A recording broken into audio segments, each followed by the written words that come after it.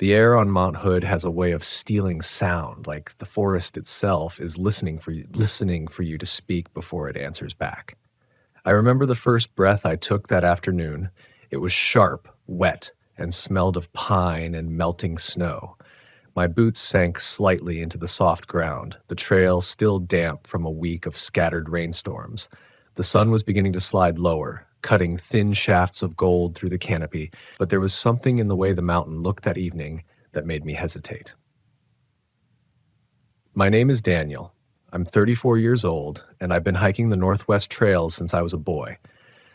I don't scare easily, but even before the fog came, even before the moment everything shifted, I felt something watching. Maybe it was the mountain. Maybe it was something older than that. I had chosen a trail not far from Timberline, the kind of path that looks inviting to weekend hikers but turns treacherous if you underestimate its moods. Locals warn about how quickly weather changes here. Clear skies collapsing into storms, sunshine swallowed by cloud banks as though the mountain is in on some secret. I shrugged those warnings off the way you do when you've heard them 100 times, thinking they applied to careless tourists, not to me. But I would remember every word when the fog rolled in. Because that's when it began. The silence, the disorientation, and the presence I can still feel at the back of my mind when I close my eyes. It was 5:32 p.m. when the first wisps of fog drifted between the trees. I checked my watch. I remember because I kept marking time as if it could anchor me, keep me from sliding into whatever was about to unfold. The fog didn't drift naturally like mist does. It poured low and steady, hugging the ground, curling upward around the firs. Within minutes, the forest lost its color. The greens dulled, the browns muted, and the shadows melted into one another until depth itself seemed to vanish. I could still see the trail at my feet, but ahead it looked like I was walking into a wall of milk. That was when I realized I wasn't alone. At first, it was just the impression of someone ahead of me, a figure moving where the fog was thickest. I thought maybe it was another hiker. My first instinct was relief, someone else caught in this eerie weather, someone to walk with until it cleared. But the longer I stared, the more it didn't make sense.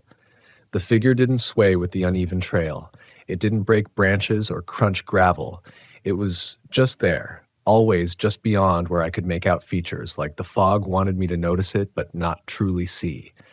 I called out, "Hey, you good up there?" My voice muffled strangely by the air. It bounced back softer, delayed, as though the trees were deciding whether or not to return it to me. No answer. The figure paused, then slipped sideways into the haze. By the time I caught up, there was nothing, just fog pressing close like damp wool. I should have turned back right then. I knew the rule. If visibility drops and you're not certain of your route, you don't gamble. But I told myself I knew this trail. I told myself the figure might need help. And maybe deeper than that, I didn't want to admit I felt something was wrong. Because once you admit fear on a mountain like Hood, it grips you fast. The quiet was suffocating. Not the kind of peace hikers search for, but a smothered silence that made my heartbeat sound loud in my own ears. I pressed forward, slow, testing each step, and that was when I heard it. A sound like fabric brushing over bark. It came from behind me. When I turned, the fog bent shapes that looked like arms reaching. For a heartbeat, I swore I saw a face, pale, stretched too long, staring. Then it was gone, the mist rearranging itself into nothing. My chest tightened. Rational thought wrestled with instinct. This could just be tricks of light, fatigue, the human brain searching for patterns in chaos. I forced myself to breathe slow, to remember that panic is what kills hikers, not fog, not shadows, but the mind unraveling. Yet some part of me whispered, what if this isn't just the mountain playing tricks? What if that figure was real? I pulled my jacket tighter and tried to focus on the rhythm of walking, left, right, breathe. I kept my eyes low on the trail because every time I glanced up, I felt the weight of something watching from just beyond the veil. And then came the sound that broke me. A voice. It wasn't words at first, just the cadence of someone humming, low, mournful, like a tune half remembered from childhood, the kind of sound you feel more in your bones than in your ears. I froze, and the humming cut off instantly, as if it realized I'd noticed. I wanted to call out to demand an answer, but my throat locked. Then, clear and close, came my name. Daniel. The voice wasn't mine. It wasn't anyone I knew. It was calm, too calm, spoken with a certainty that made my stomach drop. And it came from the fog.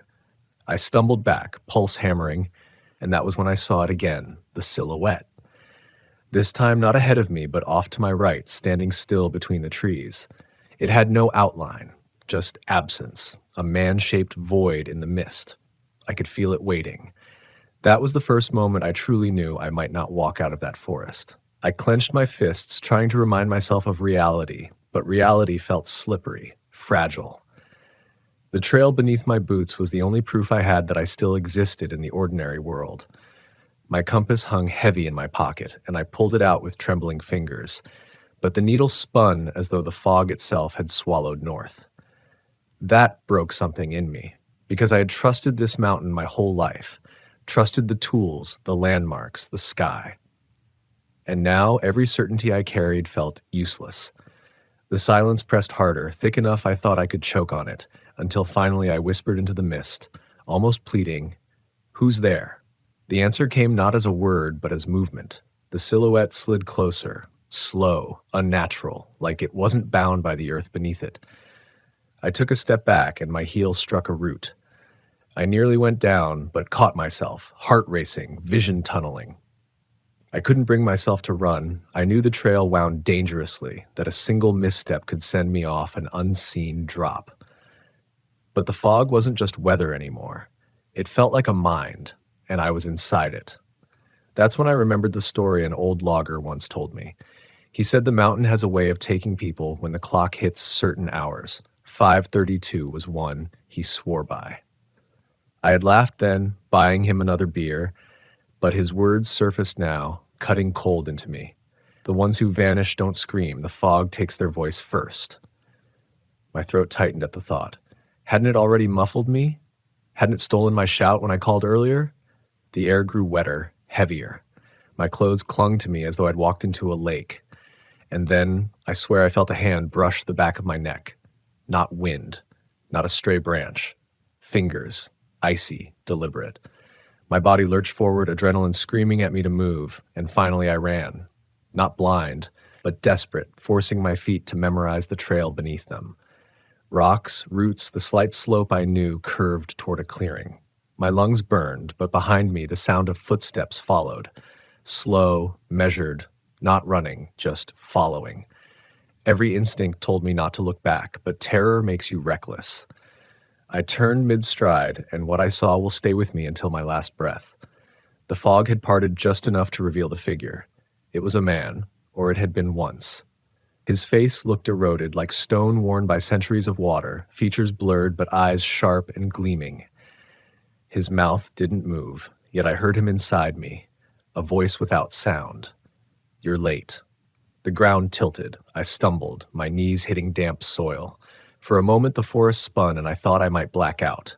My hands dug into the earth, clawing for stability. The figure stood above me, impossibly tall now, or maybe I was sinking into the mountain itself.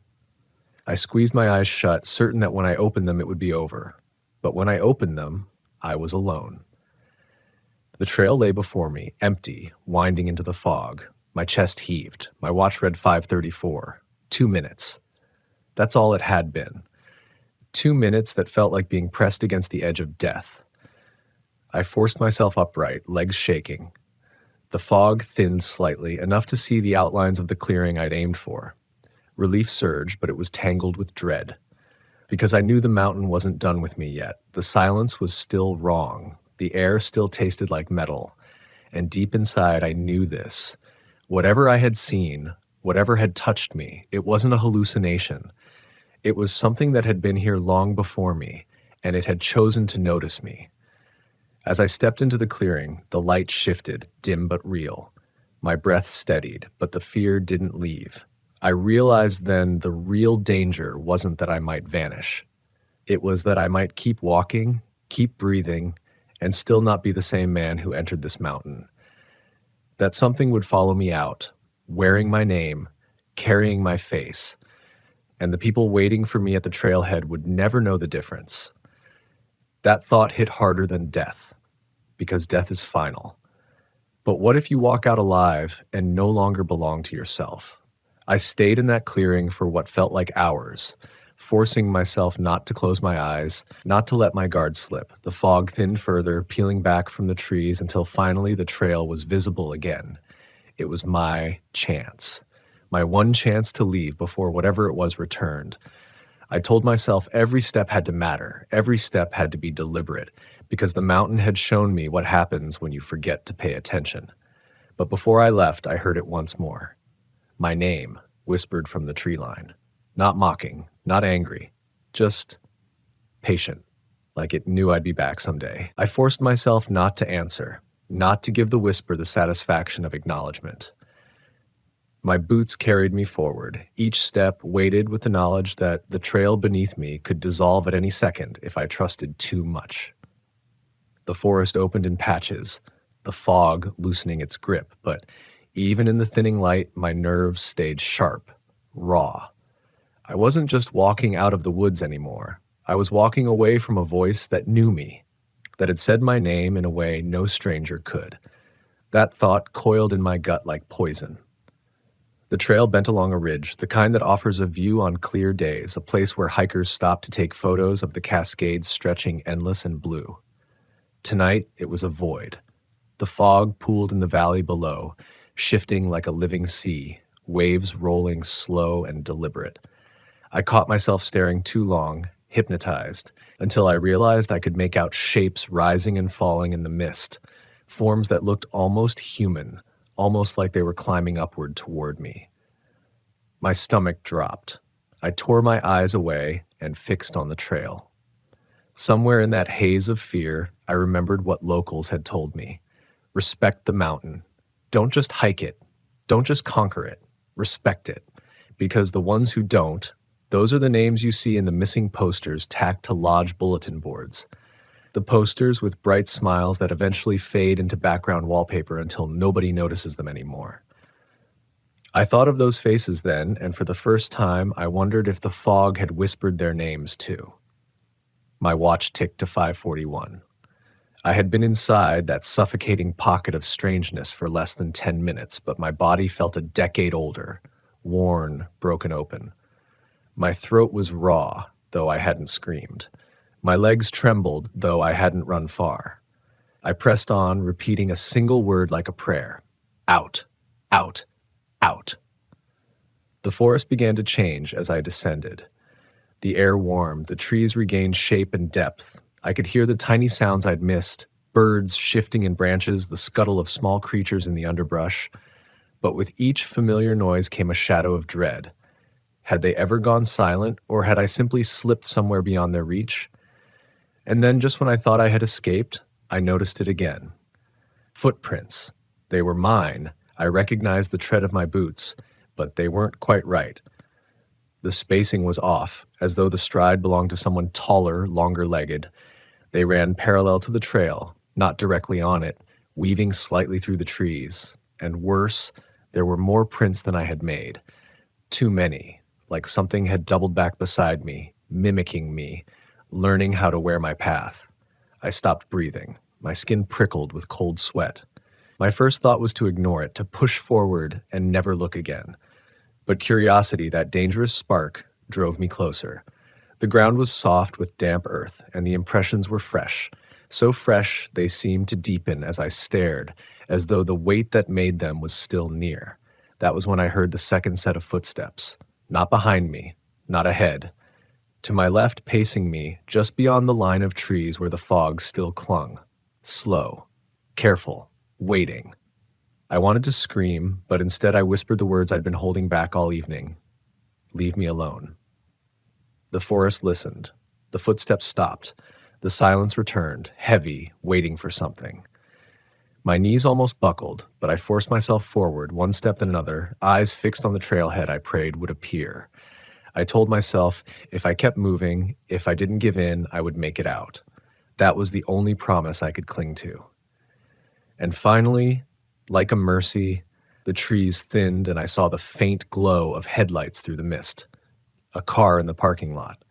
Civilization. Proof that the world outside still existed. Relief nearly drowned me. But as I staggered toward it, I heard it again. My name. Only this time, it didn't come from the fog behind me. It came from the parking lot, from the direction of the car. Clear, confident, familiar. My own voice calling to me. Daniel. I froze, the air burning in my lungs. My body wanted to run, but my soul refused to move. Because in that moment, I understood the mountain's cruelty. It doesn't just swallow people whole, it replaces them. It sends something back down the trail wearing their face, their voice, their stride. And maybe, just maybe, that's why hikers vanish without a trace. Because the ones who return aren't meant to be recognized. I stood on the edge of the lot, boots sinking into the wet gravel, staring at the hazy outline of the car through the thinning fog. My chest heaved, each breath loud in my ears, but beneath that sound was something worse. Footsteps on the gravel, not mine. Slow. Measured. They echoed exactly the rhythm of my own, but I hadn't moved. I squinted, and in the beam of the headlights I saw him. Or it. A man stepping into view, his silhouette familiar in a way that paralyzed me. The slouch of the shoulders, the angle of the jaw, the same jacket I wore. For a moment I thought it was a mirror somehow pulled out into the open air, but mirrors don't breathe. And this thing was breathing. I could see the fog pluming from its mouth, white against the dim. Daniel, it said again, in my voice this time. Perfectly my voice. Not a copy, not a mockery. My tone, my cadence, the way I draw out the last syllable when I'm tired. Hearing yourself outside of yourself is like stepping out of your body and watching it walk away. My knees threatened to give out. It tilted its head, studying me as though waiting for me to accept it. And that was when I realized this wasn't about scaring me off. This was an invitation. The mountain wasn't trying to kill me. It was trying to split me, to pull another Daniel out into the world. A memory slammed into me then. The missing posters, the faces that never came back. What if they had come back, but not as themselves? What if the fog had worn them like clothes, walking down into town with the right smile, the right laugh, but hollow where it mattered? How would anyone know? The other me took a step forward. I staggered back, the distance between us tightening like a rope pulled taut. My first instinct was to run for the car, to throw myself inside and drive until dawn. But then the truth clawed at me. What if it had the keys? What if it knew every pocket I'd touched, every thought I'd had? The fog pressed in, though thinner now, like it was letting me see only what it wanted. My double stopped a few paces away, eyes fixed on me, and when it spoke again, it wasn't my voice. It was hers, my sister's. Soft, breaking, the way she sounded the night she called me years ago after Dad died. Please, it whispered, don't leave me here. My heart split open. Because that voice, that memory was mine, but it belonged to her too, and I knew this thing was rifling through my soul like a thief. I wanted to believe. I wanted to step forward and answer.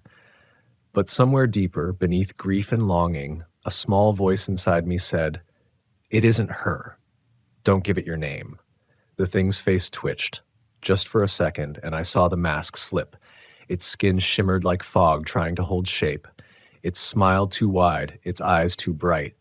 And then it snapped back into my image, calm, patient, waiting. I forced my legs to move, pushing toward the trailhead, away from the car, away from it. I didn't have a plan, only the need to break whatever tether it had wrapped around me. Gravel crunched beneath me, each step like walking through mud. I didn't dare look back, but I felt it shadowing me. Each step matched perfectly, as though my own reflection was hunting me down.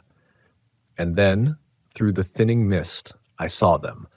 2 hikers coming up from the other side of the lot, real people, their voices sharp and ordinary, cutting through the silence like lifelines. A man and a woman laughing about how fast the fog rolled in. I stumbled toward them, desperate, the words tearing out of me before I could stop. "Do you see it?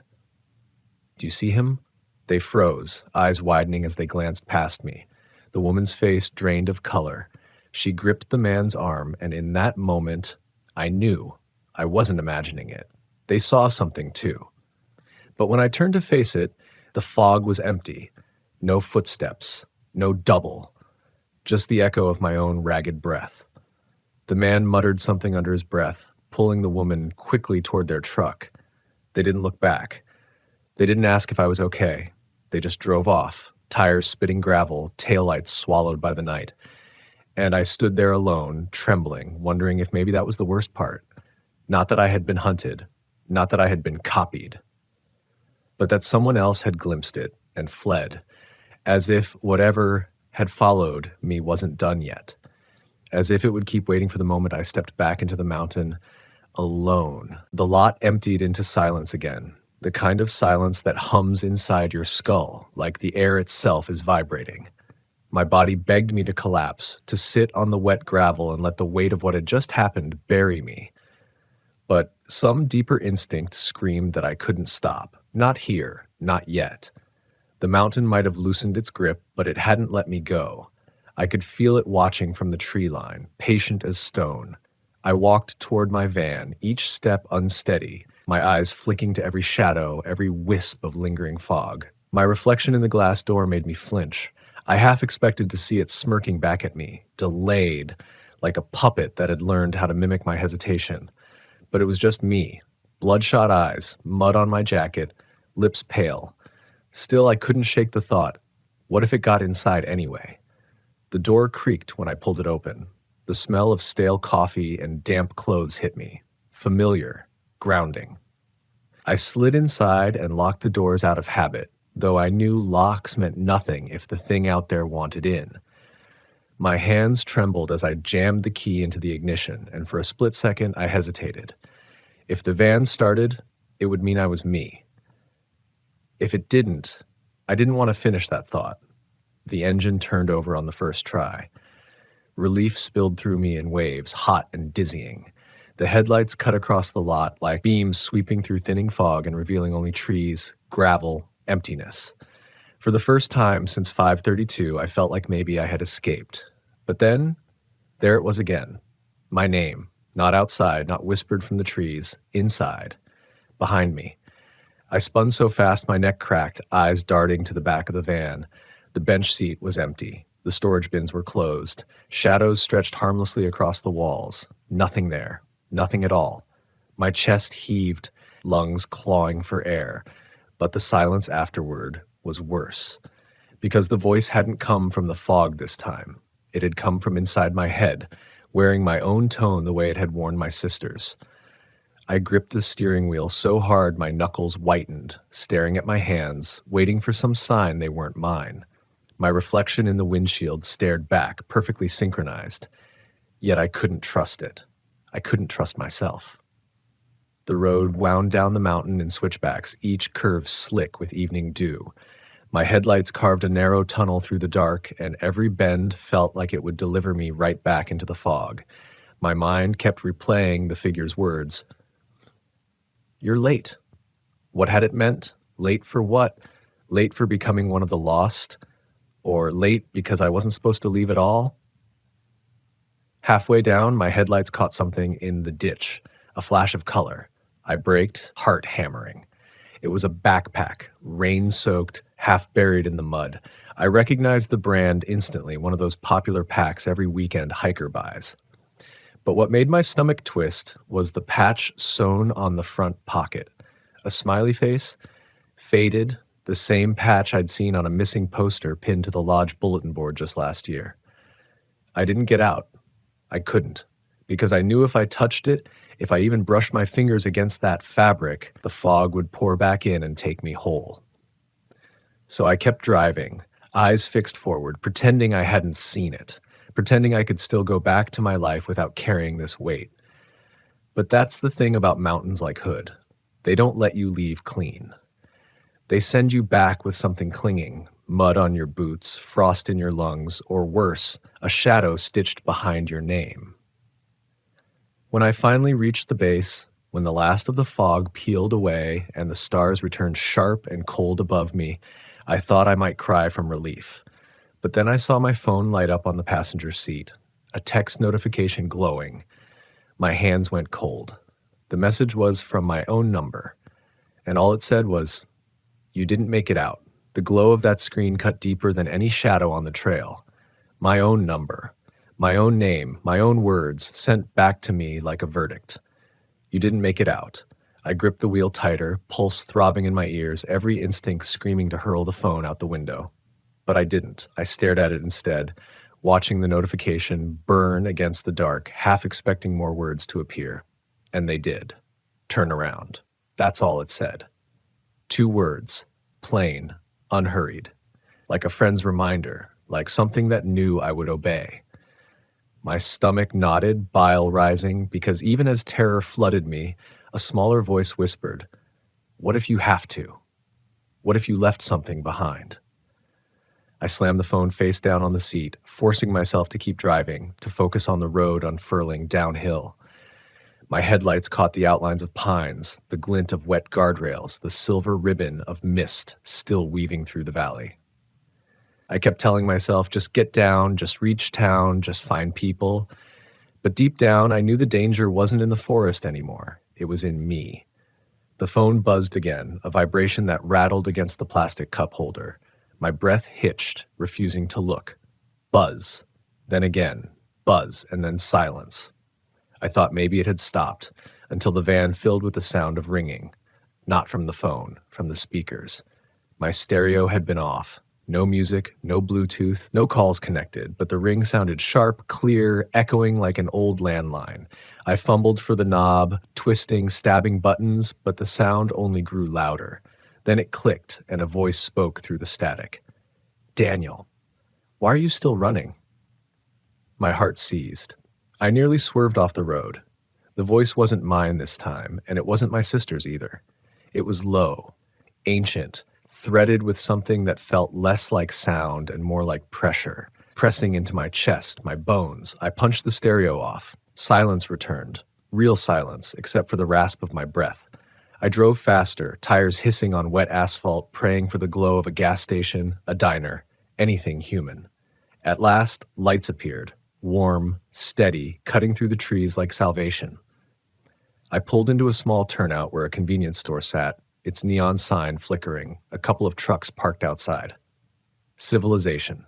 My hands shook as I killed the engine as though leaving the van might break the spell. Inside, the fluorescent lights stung my eyes, but they felt like safety. People moved between aisles, ordinary, unaware. I grabbed a bottle of water just to anchor myself, just to have something solid in my hands.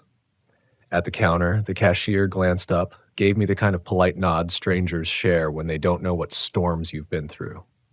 "You all right, man?" he asked. I opened my mouth to answer, to say yes or no or anything. But before I could, his face shifted. Not dramatically, just his eyes. They flicked for a second too long toward the glass door behind me, and the blood in my body froze. I turned, and there it was, standing outside under the neon glow. My double. My reflection. Same jacket, same mud-stained boots, same weary slump in the shoulders. It raised a hand, not in greeting, but in mimicry, mirroring the way my hand clutched the water bottle. The cashier's voice came back, thinner now. "Hey, man, why'd you come back inside?" My mouth went dry, because I was standing at the counter, and I was standing outside. Both of me. The bottle slipped from my grip, hitting the floor with a hollow thud, and in that moment, I knew the mountain hadn't let me leave. Not really. It sent me down with company. The bottle rolled across the linoleum, clinking against the base of a snack rack, but no one moved to pick it up. The cashier just stared at me, his lips slightly parted, eyes flicking from me to the door and back again. His silence told me everything. He saw it too. This wasn't in my head. Outside, the other me didn't move. He just stood there in the wash of neon light, rain dripping from his hood, water pooling around his boots like he'd been waiting all along. His face tilted just enough that the glow caught his eyes, and for the first time I realized how empty they were, like glass marbles where pupils should be. Still, he wore my outline perfectly. "Sir," the cashier whispered, his voice trembling now, "do you want me to call someone?" But who could he call? Police? Rangers, they'd see a man outside matching my description and chalk it up to confusion, exhaustion, paranoia. How do you explain to someone that your double followed you out of a fog that eats people whole? That if it got close enough, nobody in this store, not even me, would know which one was real? My knees felt like splintering wood. The double raised its hand again, deliberate this time, and pressed it flat against the glass of the door. Slowly, like it was testing the barrier between us. A faint smear marked the glass, condensation bleeding outward. And then, in the most terrifying moment of my life, I watched the glass flex. Not break, flex, as if it wasn't a door anymore, but a skin the thing could push through. The woman browsing chips on the far aisle screamed, dropping her bag. The cashier stumbled backward, fumbling for the phone, dialing with shaky fingers. I should have run then, out the back door, into the night, but my legs betrayed me. I just stood there, staring at myself, pressing harder, harder, the pain bulging like breath trapped in a balloon. Then, as if it sensed my hesitation, the thing smiled. My smile. The one I make when I'm trying to reassure people I'm fine, even when I'm not. Seeing it on that face made my stomach revolt. "Don't let it in," I choked out, my voice too thin. "Don't." The phone clattered from the cashier's hand. The glass shivered, mist curling at the edges, bleeding into the store. And then, just as suddenly as it began, the pressure eased. The double stepped back into the fog, its shape dissolving, fading until only rain and darkness remained outside. Silence crashed down again, broken only by the buzzing neon sign above the door. The cashier looked at me like I was a grenade with the pin pulled. The woman was already running out the back, her footsteps slapping against tile. And me? I bent down, picked up the water bottle, and set it on the counter. My hand was shaking so hard I could barely keep it upright. "Don't call anyone," I whispered. My voice didn't sound like mine anymore. It sounded borrowed, thin, hollow. The cashier didn't argue. He just nodded, eyes wide, and slid the bottle back toward me without ringing it up, as if payment didn't matter, as if all that mattered was me leaving his store before whatever was outside decided to come back. I stumbled out into the night, the rain cool against my face, my van waiting like nothing had happened. The lot was empty. The road stretched ahead, dark and endless. But in the reflection of the store window, for a split second, I thought I saw two shadows walking back to the van, and I can't tell you which one of us got inside. The van door slammed shut, the sound too final, too sharp, echoing inside my skull like the crack of a gunshot. My breath came in ragged bursts, fogging the windshield as rain slid down in crooked rivers. I gripped the steering wheel so tight my hands ached, afraid that if I let go, even for a heartbeat, I'd lose control of more than just the van. The keys were already in the ignition, though I didn't remember putting them there. That detail clawed at me, small but poisonous. I twisted and the engine roared to life, headlights spearing through sheets of rain. The asphalt gleamed, slick and black, guiding me toward the highway. Every instinct told me to drive, to put distance between me and Mount Hood, between me and the reflection that had nearly slipped through the glass. But distance didn't matter anymore. Not when the mountain had followed me down. Not when it wore my face. I pulled onto the road, wipers thrashing back and forth, my eyes flicking to the rearview mirror. For a moment, all I saw was the pale line of my own face, drawn and ghostly in the reflection.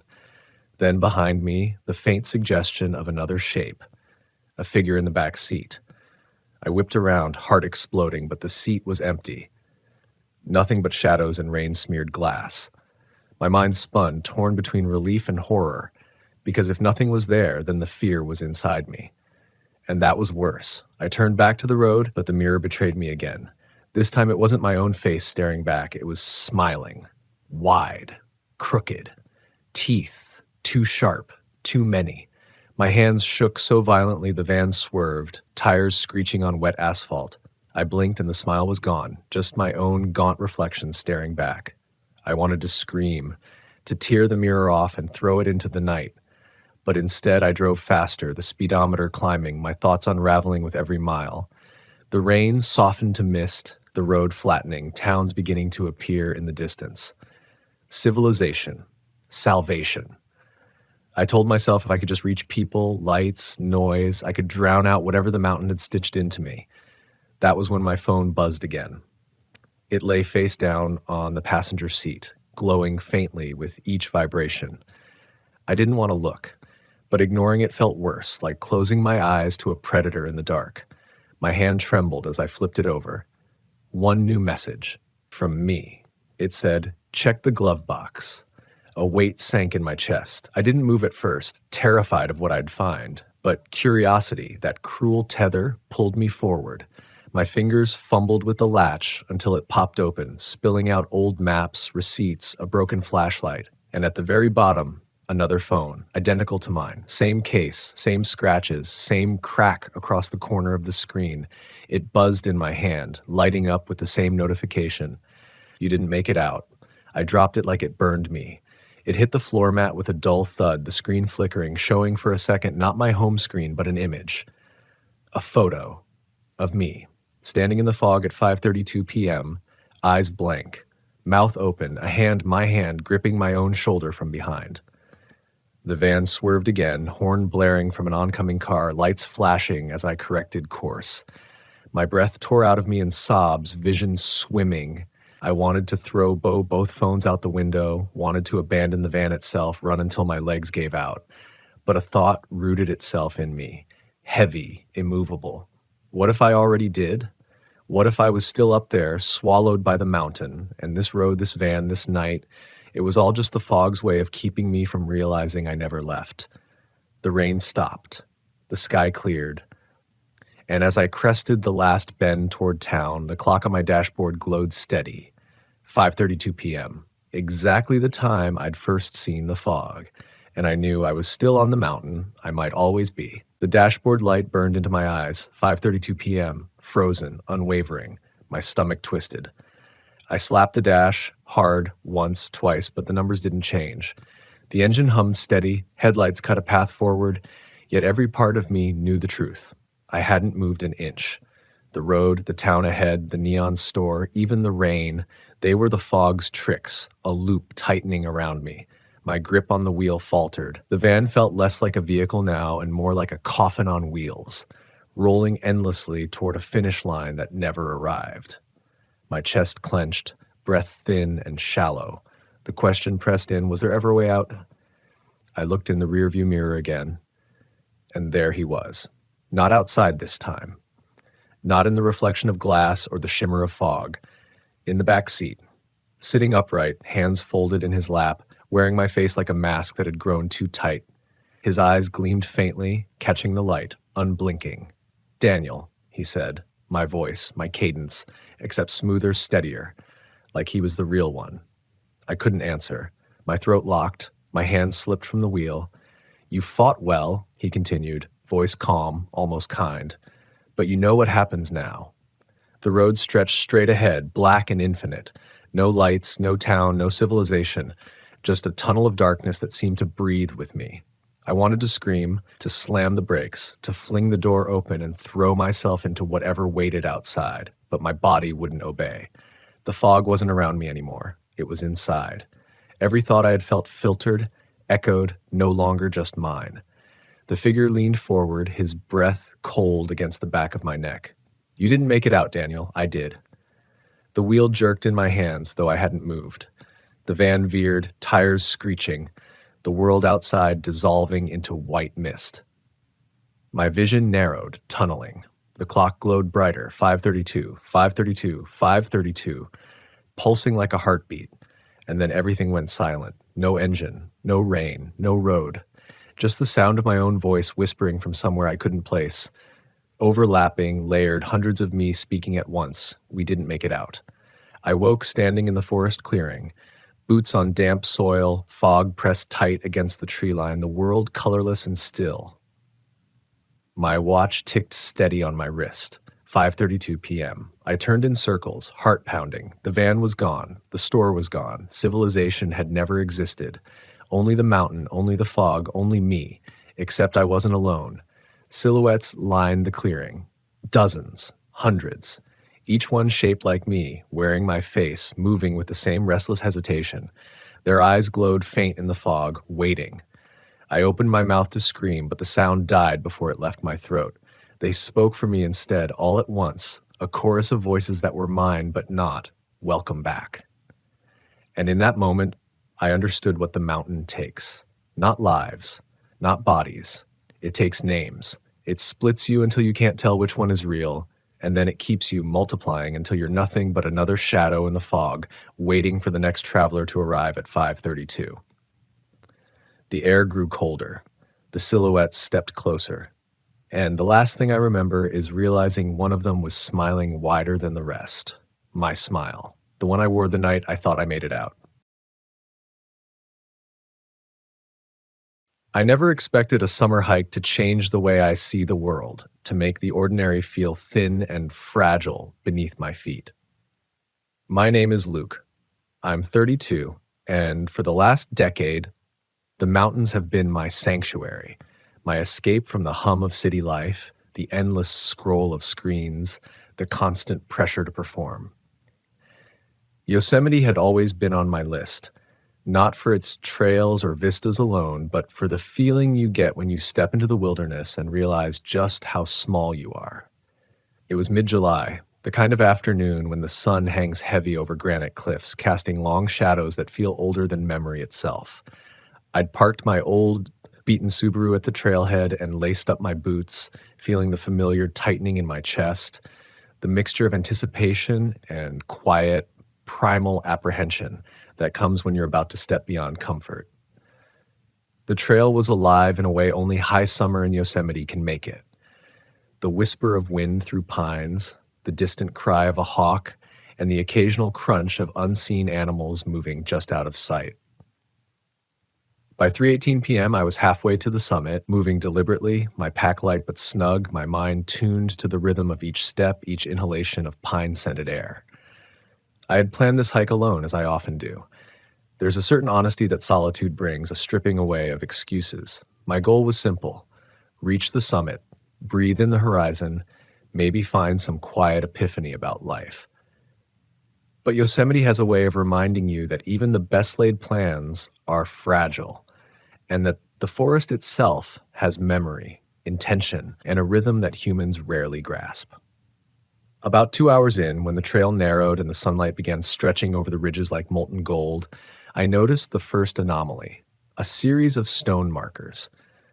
Not cairns built by hikers, not the crude piles you sometimes see marking turns or hazards, but carefully stacked stones that looked deliberately arranged. At first, I dismissed them as someone else's eccentricity, a forgotten hiker's whim. But as I drew closer, there was a pattern, a rhythm to the stone's placement that made my skin prickle. They weren't random. They were deliberate, almost ritualistic. The climb steepened here, and I felt the subtle shift that always comes when a trail stops being a path and starts becoming an experience. My legs ached pleasantly, my lungs drew deep and full, but my mind started racing, not with anxiety, but with questions. Why were these stones here? Who had put them? And why did the air feel different, heavier somehow, carrying a faint metallic scent that didn't belong to the forest? I shrugged it off at first, telling myself that imagination is heightened in isolation, that silence amplifies perception. And yet, I couldn't ignore the sense that I was intruding, that the forest itself was aware of me as an observer in a space it did not want disturbed. I slowed my pace, instinctively. The sounds of the trail, the birds, the wind, the distant rush of waterfalls seemed to fade slightly, as though the world itself was holding its breath, waiting to see what I would do next. Then I saw it. The altar. It wasn't grand, not in the way a building or statue is, but it commanded attention with a quiet intensity.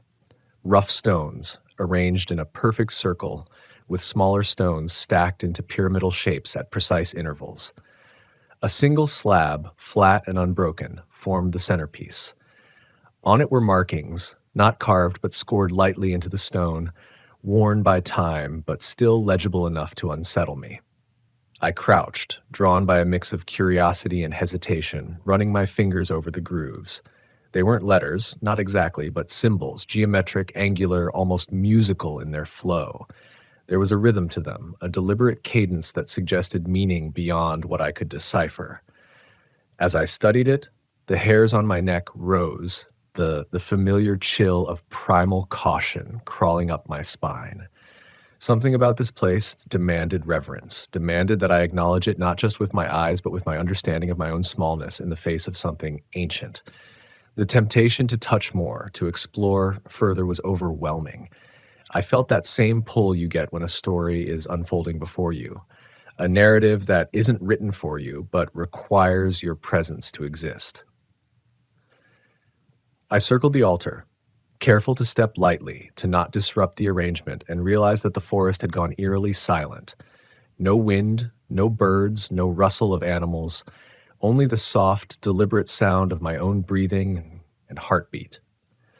Time seemed to compress, and in that compression, the altar's weight pressed on me, not physically, but emotionally.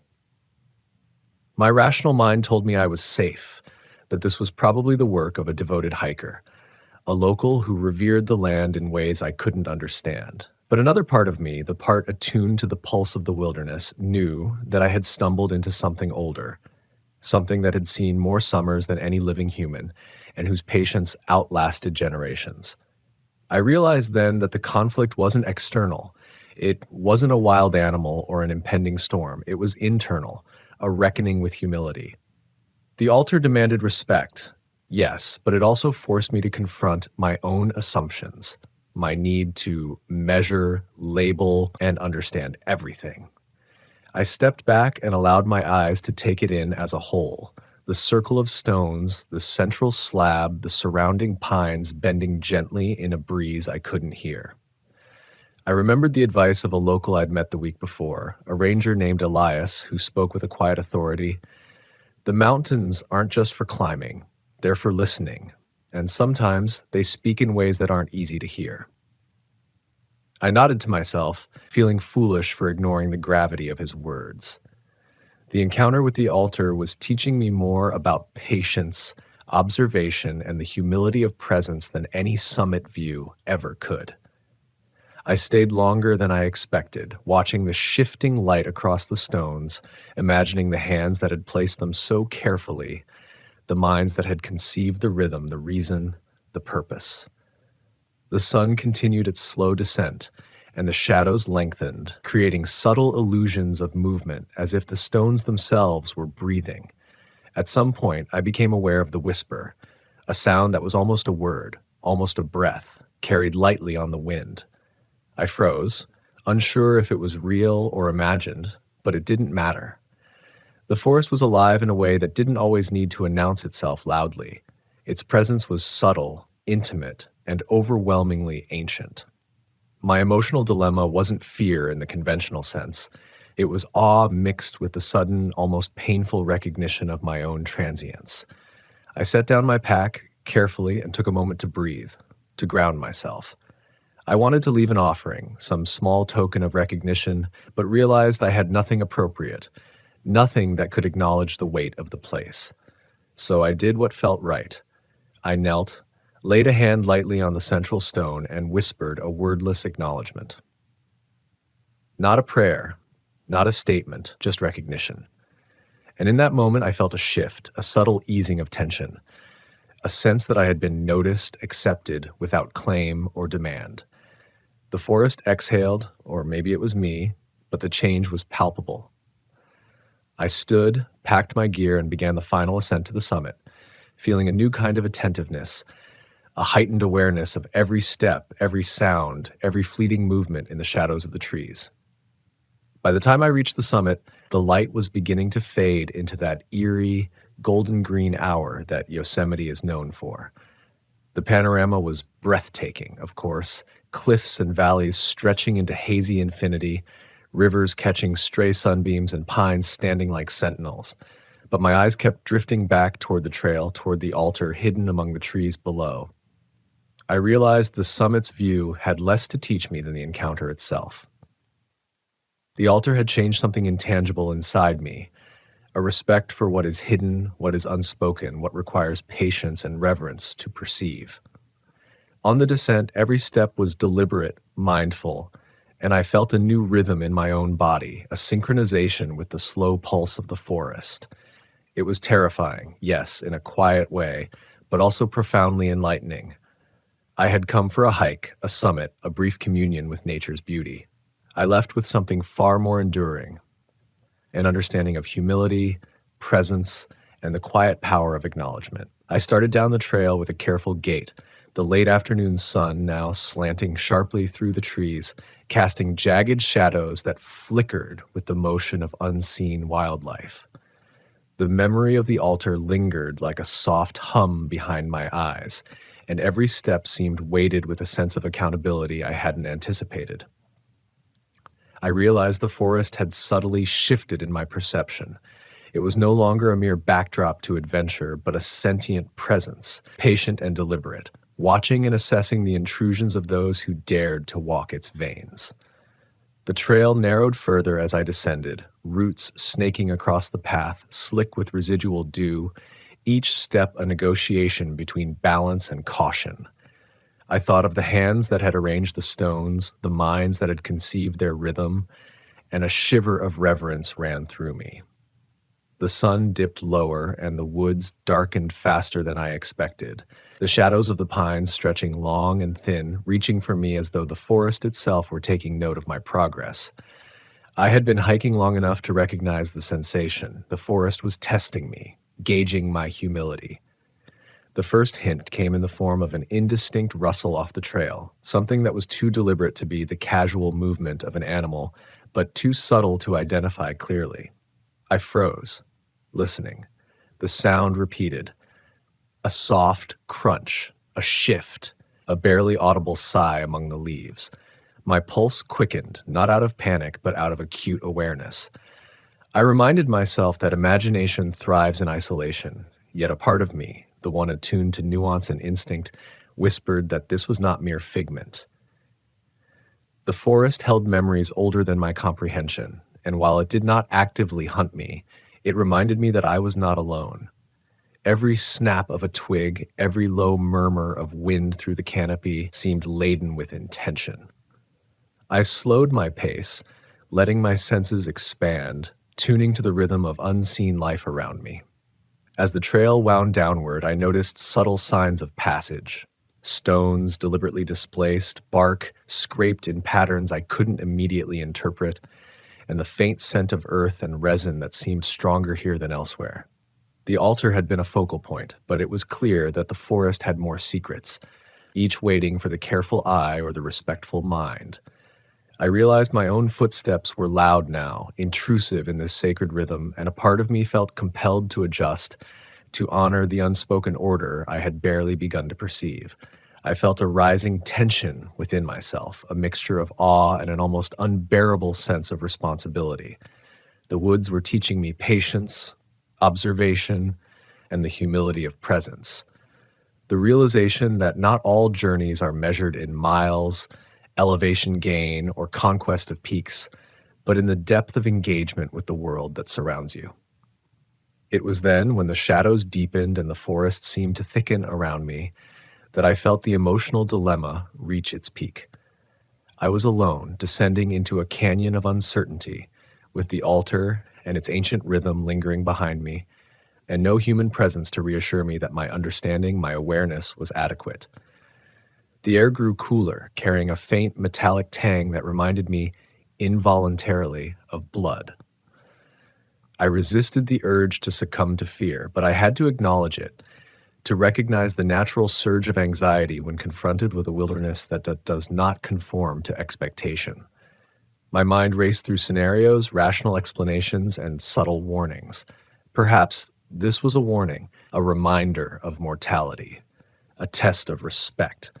But each rational thought only deepened my connection to the moment. Fear, I realized, was not an enemy here. It was a teacher, sharpening awareness, heightening reverence, and illuminating the limits of control in a world that refuses to be controlled. I paused at a bend in the trail where the canopy opened slightly to reveal a glimmer of distant rock, and I allowed myself to breathe fully, the kind of breath that expands into chest and soul alike. I thought about the way the altar had spoken without words, its presence communicating lessons through geometry, rhythm, and deliberate placement. It struck me then that the forest's lessons are often incomprehensible at first glance. They demand attention, patience, and the courage to admit ignorance. I felt a profound humility settle over me, an understanding that no matter how experienced, no matter how prepared, the wilderness maintains its autonomy. It is both refuge and challenge, beauty and danger, solace and teacher. And in that realization, I began to feel a subtle sense of alignment, as though my own inner pulse had synchronized with the slow, measured heartbeat of the mountains. Night approached with deliberate speed, and the forest transformed under the fading light. Shadows deepened into shapes that teased the edge of recognition, making the familiar seem strange. Every sound was amplified. The drip of condensation, the rustle of leaves, the distant snap of a branch somewhere out of sight. The emotional tension which had been simmering reached a point where it was both unsettling and exhilarating. I felt the thrill of vulnerability, the rawness of being completely alone in a landscape older than any memory, yet I also felt a profound clarity. The altar had given me more than a sight to admire. It had granted me insight into how to move, how to breathe, how to carry oneself with integrity and mindfulness in a space that does not tolerate casual intrusion. I realized that courage was not the absence of fear, but the conscious choice to move with awareness, respect, and a steady heart in the presence of the unknown. I pressed onward, letting the trail guide me with the rhythm of my steps, feeling the tension slowly ebb and transform into reverent attention. Each footfall became a statement of acknowledgement, each inhale a tribute to the living, breathing tapestry around me. By the time I reached the point where the dense forest opened onto a lower ridge, illuminated by the last amber streaks of sunset, I understood that the journey had shifted. It was no longer about reaching a summit or checking off a trail. It was about carrying the encounter with me, letting the altar's quiet insistence shape my perception of wilderness, solitude, and respect. I felt a deep gratitude, a recognition that these moments, raw, unsettling, illuminating, are the ones that carve meaning into our lives far more deeply than any view or milestone. The final stretch back to the trailhead was less a descent and more a passage through reflection.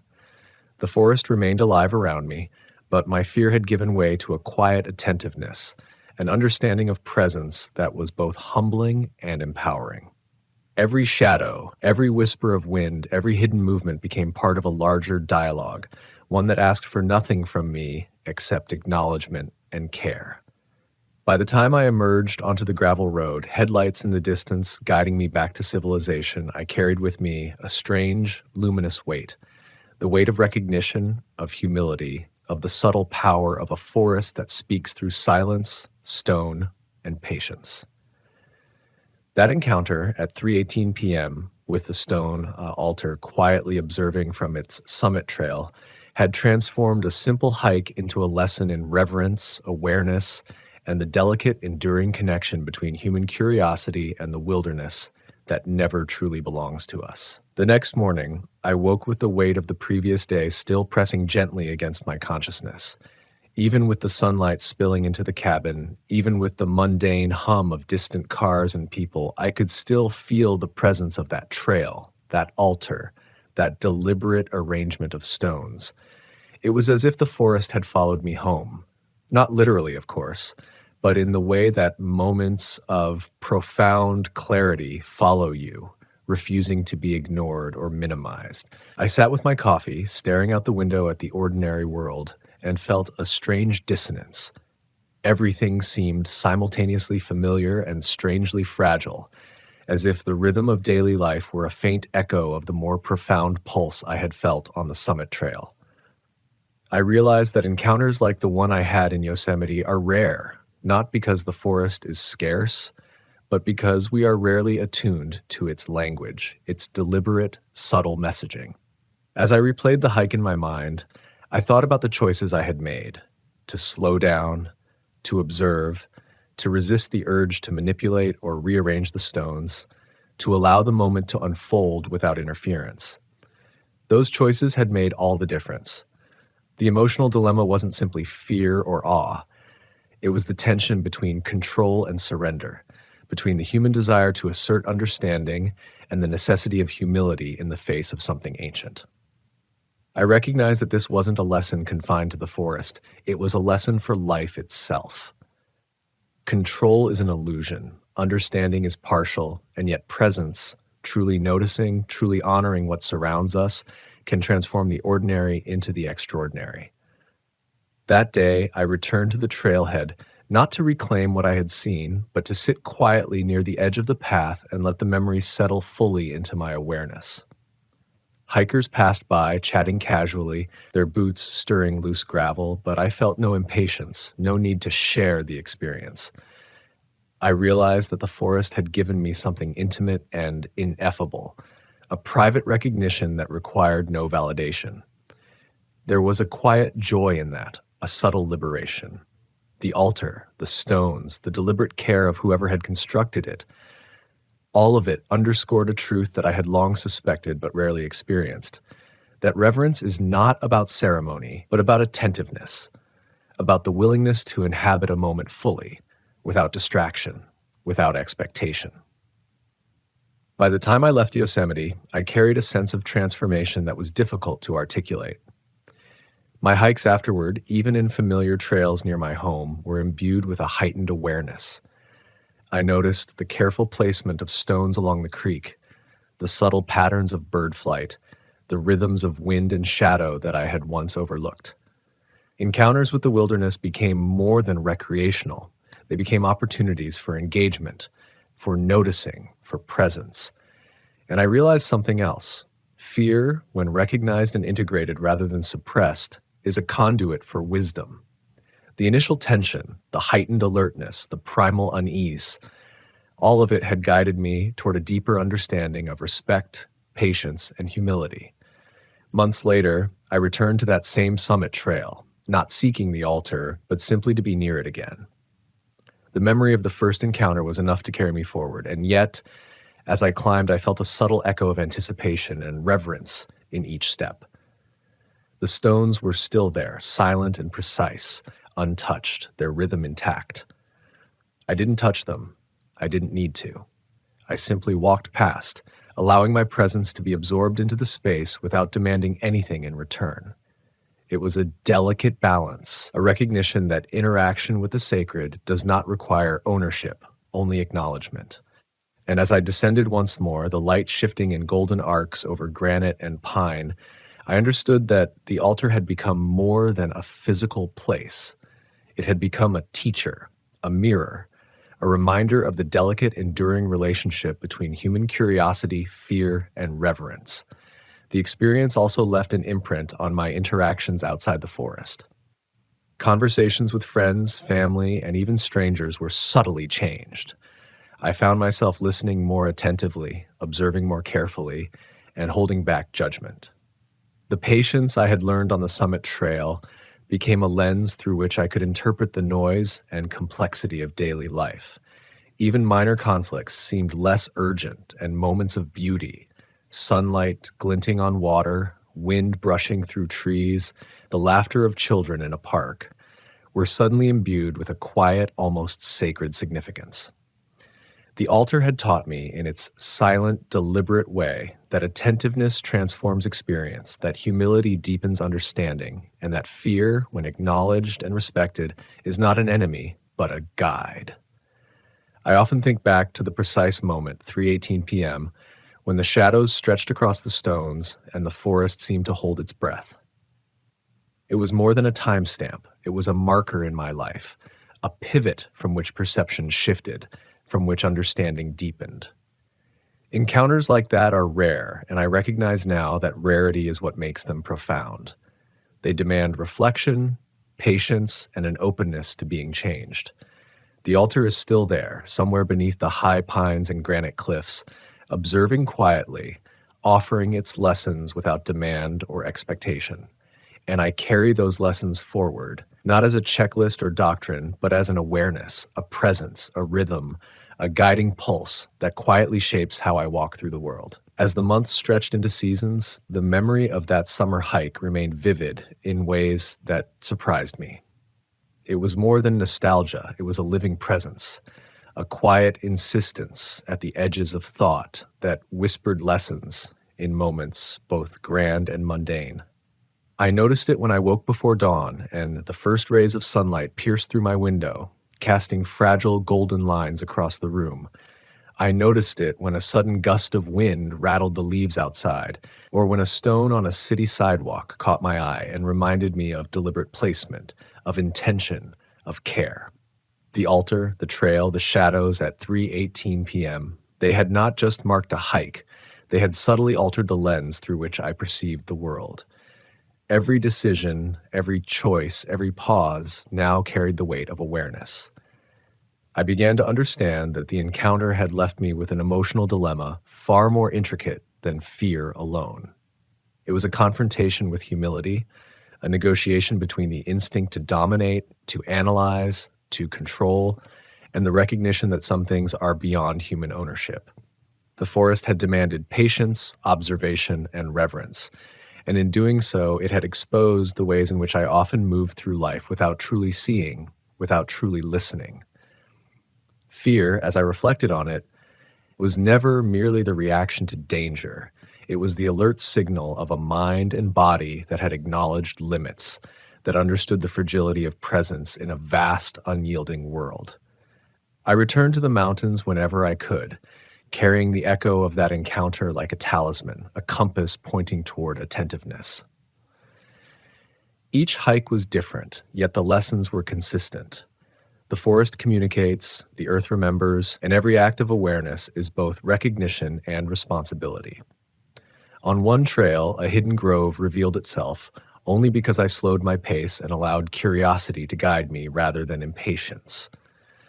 On another, a small cascading waterfall seemed to shimmer with a rhythm that reminded me of the altar's stones, the deliberate care of placement and pattern, a subtle insistence that the world is structured not only in what we see, but in the attention we bring to it. The emotional resonance deepened as I realized that the forest's teachings were not bound to geography or circumstance. They were universal. The altar had been a physical manifestation, a focus point for an ancient rhythm, but its essence extended into every experience of mindfulness, every moment in which one honors presence without demanding ownership. I noticed it in human interactions, the patience to listen without interruption, the awareness to observe without judgment, the humility to accept that understanding is always partial. The forest had trained me in the art of presence, of careful attention, of the quiet courage it takes to face something far older and wiser than oneself. And yet, the memory was not entirely serene. There were nights when the recollection of the shadows stretching across the stones at 3:18 p.m. returned with a sharp, visceral intensity. I would close my eyes and see the altar in the dimming light, feel the subtle, almost imperceptible shift in the air, and hear that soft whisper of the wind among the pines. It was not fear in the ordinary sense, but a trembling acknowledgement of how small, how fleeting, how impermanent human existence is. And that trembling, I realized, was the core of reverence, the recognition of fragility, the awareness of mortality, the understanding that beauty and danger often coexist in ways that defy simplification. Over time, I found that the most profound lesson of all was integration. The encounter was not meant to be compartmentalized as a memory of a hike or a thrilling story. It was meant to reshape how I moved through life. I carried it into my work, into my relationships, into the quiet solitude of early mornings and late nights. I practiced attentiveness in conversation, patience in decision-making, and a mindful humility in moments when ego or fear might have otherwise dictated my behavior. The altar's silent insistence had taught me that true growth comes not from conquest or achievement, but from the delicate cultivation of presence and respect for nature, for others, and for oneself. When I reflect on that day, on that precise moment at 3:18 p.m., I understand now that it was more than an encounter with a stone altar. It was an encounter with the unseen, with the ancient pulse that courses beneath the surface of life, with the reminder that awe is not merely a fleeting emotion, but a practice, a discipline, a lens through which existence can be both terrifying and beautiful. Yosemite had not merely shown me its granite cliffs or sun-drenched valleys. It had shown me myself, stripped of pretense, stripped of certainty, confronted with the delicate balance between courage and reverence, between observation and intrusion, between fear and wisdom. And so I carry that lesson forward every day, in every step, in every breath. The world continues to hum with its patterns, its rhythms, and its quiet insistence that we be aware, that we honor, that we acknowledge our smallness without despair, our vulnerability without surrender.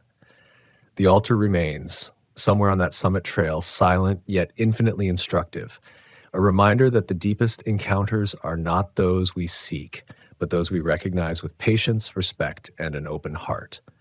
My journey continues, not toward summits alone, but toward the subtle, enduring understanding that life's most profound revelations come not from what we conquer, but from what we choose to notice, honor, and carry with us, long after the sun has dipped behind the pines. As the years unfolded, I came to understand that the altar was less a destination than a teacher, less a physical location than a mirror of consciousness. Every hike since that day, every step through a forest, every pause by a creek or under a canopy of pines has been colored by the quiet insistence I first felt on that summit trail. The encounter at 3:18 p.m. was a crucible, compressing fear, awe, and humility into a single, unforgettable moment that continues to shape my perception of the world. I realized that the forest had not merely invited me to observe, but to participate, to meet it on its own terms, to honor its rhythms, to recognize that every footprint, every glance, every breath is part of a larger tapestry that we are rarely permitted to fully comprehend. On subsequent visits to Yosemite, I intentionally slowed my pace, letting intuition guide me rather than ambition. I discovered hidden groves, silent clearings, and glistening pools of water that had never called attention to themselves, but revealed their presence to those willing to move slowly enough to perceive them. I saw patterns in the placement of stones, in the shapes of fallen branches, in the way moss clung to rock faces, patterns that were at once deliberate and natural, intentional and inevitable. And each time I felt the echo of the altar, the rhythm of careful observation, the reverence for presence, the humility that must accompany understanding. It became clear that the forest communicates in ways that defy language, that the most profound lessons are often transmitted through sensation, timing, and the delicate orchestration of light, shadow, and structure. Yet the memory of that initial encounter was never fully serene. Occasionally, when the wind shifts in a certain way, or when shadows fall just so, I am reminded of the subtle tension I felt at the altar, the sense that the world is alive, watching, and assessing. It is not a fear born of danger alone, but a fear rooted in reverence, in acknowledgement of the fragile boundary between human presence and the enduring power of the wilderness. That tension has taught me to move through life with care, to weigh my choices thoughtfully, to approach each interaction, human or environmental, with a measured attentiveness. I have come to understand that true courage is not the absence of fear, but the willingness to engage fully with the unknown, with respect, with awareness. In practical terms, the encounter reshaped the way I prepared for adventures, the way I documented them, and the way I shared them. I became attuned to the subtleties of the natural world, the variation in light, the cadence of wind, the faint sounds that signal life beyond immediate perception. I learned to distinguish between instinctive fear and learned caution, between anxiety and attentive awareness. Each hike became an exercise in mindfulness, each summit an opportunity to witness the dialogue between self and environment, each descent a test of how well I had internalized the lessons of patience, observation, and humility.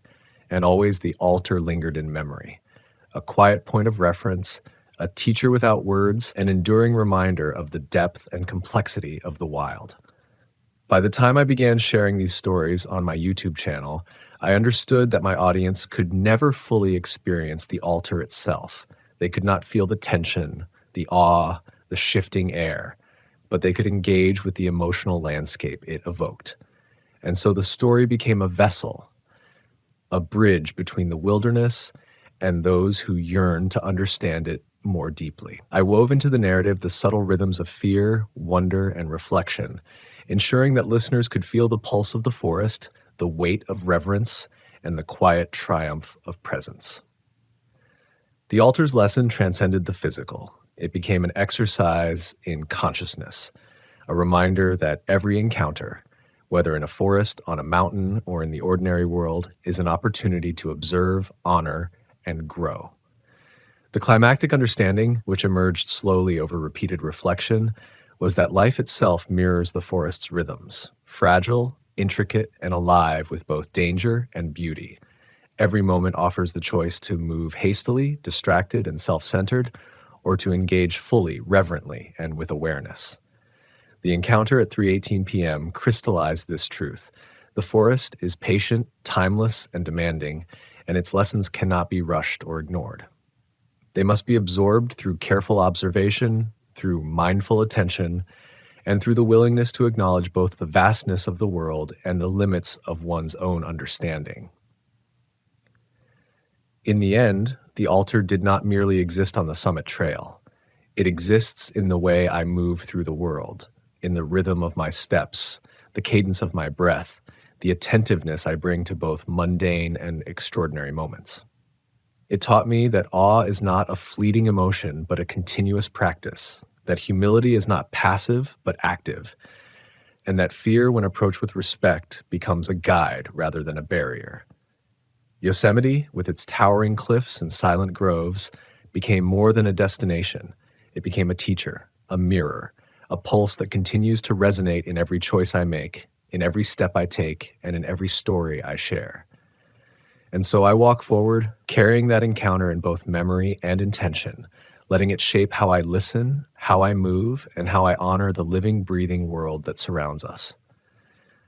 The altar remains, waiting silently for those willing to notice, to pause, to engage with humility. And I know now that every journey, every trail, every quiet, shadowed moment of fear and reverence is an opportunity to awaken, to recognize the profound lessons that the wilderness has been offering since time immemorial, to witness our own smallness without despair, and to let that awareness transform the way we live, love, and move through the world. The final lesson, the one that lingers long after the boots are hung and the trail is behind you, is that life itself mirrors the summit trail, the altar, the forest's deliberate, measured rhythm. We move through our days carrying ambitions, distractions, and the weight of our own assumptions, often too busy to notice the subtle messages around us. And yet, if we pause, truly pause, we begin to perceive the patterns, the deliberate placements, the whispers in the wind that have always been there. Just as the altar at 3:18 p.m. demanded attention without words, life offers guidance through experience, through observation, through the still, quiet moments where awareness meets presence. There is no shouting, no flashing signs, only subtle insistence, a rhythm that rewards those willing to honor it with patience and reverence. The forest taught me that fear and awe are not opposites, they are companions. Fear sharpens awareness, humbles the ego, and opens the mind to truths we might otherwise miss. Awe, when paired with patience and respect, deepens understanding and cultivates a sense of humility that carries beyond the trailhead, beyond the mountains, into every human interaction. In that moment, at the altar, I realized that the wild is not simply a place to visit. It is a state of consciousness, a lens through which we can see both the world and ourselves more clearly. We are small, transient, vulnerable, but capable of extraordinary attentiveness, care, and presence when we choose to engage fully. Every step back to the trailhead was a meditation. Every rustle of leaves, every distant bird call, every shifting shadow reinforced a singular truth. Respect is earned through presence, understanding is forged through observation, And life's most profound encounters are not the ones we chase, but the ones we recognize. The altar had not merely been a physical arrangement of stone. It was a lesson in rhythm, in patience, in humility, and in the transformative power of attention. It demanded nothing from me but acknowledgement, and in giving that acknowledgement, I was changed. My perspective expanded, my understanding deepened, my fear was transformed into reverence, my awe into clarity. As I walked down the last stretch of trail, the sun sinking behind the ridges, I felt a sense of completion that was not finality but integration. The forest, the altar, the shadows at 3:18 p.m., they had become part of me, woven into the fabric of my consciousness. And I realized that every encounter with the unknown, every moment of uncertainty, every instance where fear rises and curiosity persists is an opportunity for transformation. To ignore it, to move through it distracted or dismissive, is to miss the chance to awaken fully to the depth, beauty, and subtle complexity of the world. The altar was a teacher, yes, but the true lesson resides in our willingness to listen, to observe, and to let ourselves be changed. Returning to the world beyond the forest, I carry that awareness with me. Every interaction, every decision, every choice is informed by the memory of that sacred silent place. I approach challenges with a steadier heart, setbacks with tempered patience, and moments of beauty with full acknowledgement. I have learned that presence is a gift, attentiveness a discipline, and humility the foundation for wisdom. And so I live, move, and share with intention, allowing the lessons of the Summit Trail to shape not only my adventures in the wilderness, but the very way I inhabit the world itself. The altar remains timeless, patient, and deliberate, waiting silently for those willing to notice, to pause, and to honor it.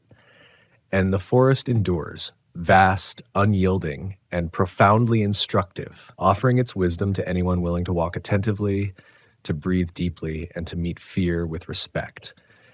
That encounter at 3:18 p.m., once a fleeting moment on a summer hike, has become a compass, a mirror, and a touchstone, guiding me toward presence, awareness, and an understanding that awe is not passive, humility is not weakness, and fear, when faced deliberately, is a doorway to the deepest lessons life has to offer. So I invite you, wherever you are, to consider the rhythms around you, the silent messages in shadow, stone, and wind. Step lightly, breathe deeply, and let the world speak to you in its own language. The lessons are there, ancient, patient, profound, waiting for your recognition. And when you meet them with courage, attentiveness, and reverence, you will discover, as I did, that the wilderness is not merely a place to walk, but a living, breathing teacher that shapes the way we live, the way we love, and the way we carry ourselves through a world that is far greater, far older, and far wiser than we often allow ourselves to see. The lantern's glow was the first thing I saw, a trembling bead of light suspended above the riverbank, as if the night itself had chosen to breathe. I was 36 at the time, just a man who thought he understood the woods, who believed in maps and marked trails, who trusted that the Shenandoah still whispered the same songs it had for centuries. But when you're standing in that valley at 9:40 at night, when the shadows thicken and the river coils like a black serpent at your feet, the rules you thought you knew shift. I remember my breath catching, not in fear at first, but in awe. Because light in the wilderness is never just light. It is either safety or a signal, and too often it is a warning. My name is Daniel, and I'd driven down from Winchester that autumn to camp alone, not for any reason I could explain to my coworkers or the handful of friends who still checked in on me. They would have asked why solitude mattered, why the woods called when my own apartment stayed empty, why I needed to hear the crack of leaves beneath boots instead of the hum of a television. I couldn't have told them then. I only knew the forest gave me something the world didn't: honesty. When you're alone by a fire, when you let yourself sink into the dark without distraction, the woods strip you clean. That night, with the moon hidden behind low clouds and the scent of river mud heavy in my lungs, I wanted that honesty. I didn't expect the woods to speak back. I'd pitched my tent near the river's bend where the current slowed, where the water seemed almost to stall before sliding into another stretch of valley. Locals had warned me not to camp too close, that floods could rise suddenly. But the ground was dry, the sky quiet, and I thought myself careful enough.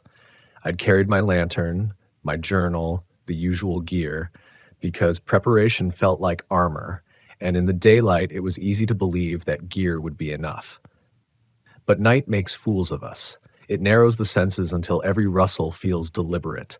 Every hollow in the trees seems like a mouth waiting. And so when I saw that faint flame flicker across the bank, I convinced myself it had to be another camper. People fish late, people wander, people leave lanterns behind. But the river was high and no voices followed. No sound of paddles, no crunch of gravel, just light, suspended. It took me longer than I care to admit to stand. My legs wanted stillness. My instincts whispered that moving closer was the mistake every story begins with. Yet curiosity is a kind of hunger, and I've never been good at starving mine. So I followed the glow, my boots sinking into damp earth, my breath shallow enough I could feel the cold of it on my teeth.